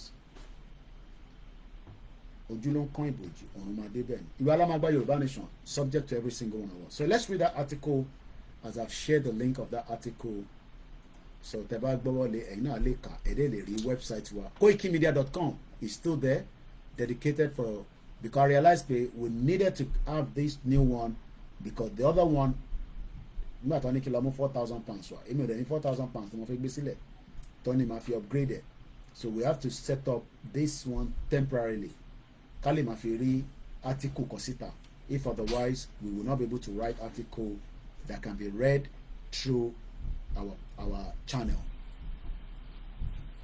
Gbogbo yín pátá kọ́mẹ́ǹtì yín ẹ má bínú pé pin àkà fọ́ọ̀n tí mò ń lò kò ṣe pin kò ṣe ṣe bọ̀ gbogbo ẹni mò ń kà ni mò ń rí gbogbo yín náà lẹ́wà valuable kò sẹ́nìkan tó jura wọn lọ gbogbo wa máa ń sọ fún yín àbúrò táwa weather ló ń jẹ́ ká máa fresh àdẹ̀rún oúnjẹ jẹ lẹ́yìn yẹn kán náà lé wa la máa ń wò lẹ́yìn kó kọ́ lọ ṣe fàájì kò láwọn ọ̀rẹ́ ẹ̀ kó padà wọlé kó lọ síbi iṣẹ́ you know so some of us are tired for me I am tired already you know but kí la fẹ́ ṣe sí ní choice you know ní choice rárá so ẹ jẹ́ ká kátìkù yẹn okay ó dá kí n lo picture àwọn mẹ́tẹ̀ẹ̀ta that will be also nice so ẹ má bínú ẹ̀ tẹ́ wà lórí ìbíbà later tí bá upload video yìí tẹ́ bá lọ tún wò ẹ rí àwọn pictures yẹn àwọn pictures àwọn ìyá dáadáa àwọn wọ́pọ̀ àwọn ìyá àgbòwò pọ̀ o so mo lè mọ̀ pé lágbára Ọlọ́run láìpẹ́ láì jìnnà gbogbo náà la máa láǹfààní àti rí olóyè Ìgbòho so that is Igboho there and that beautiful picture fáwọn tó wò mí lórí laptop that's it so mamsi mi nìyẹn àti ọ̀rẹ́ wọn ní Benin Republic so let's read through. Dr. Chief Sunday Adeyemo welcomes prominent Yoruba Nation supporters in Benin Republic. Ms. Oluremi Ogabikilanko and Chief Fola Shofidia has long been influential figures within the Yoruba community in the UK, advocating for the cultural and political rights of the Yoruba people. Mo kí gbogbo àwọn CAF sisters, mo lè kí àwọn Muslim Association of Nigeria in UK.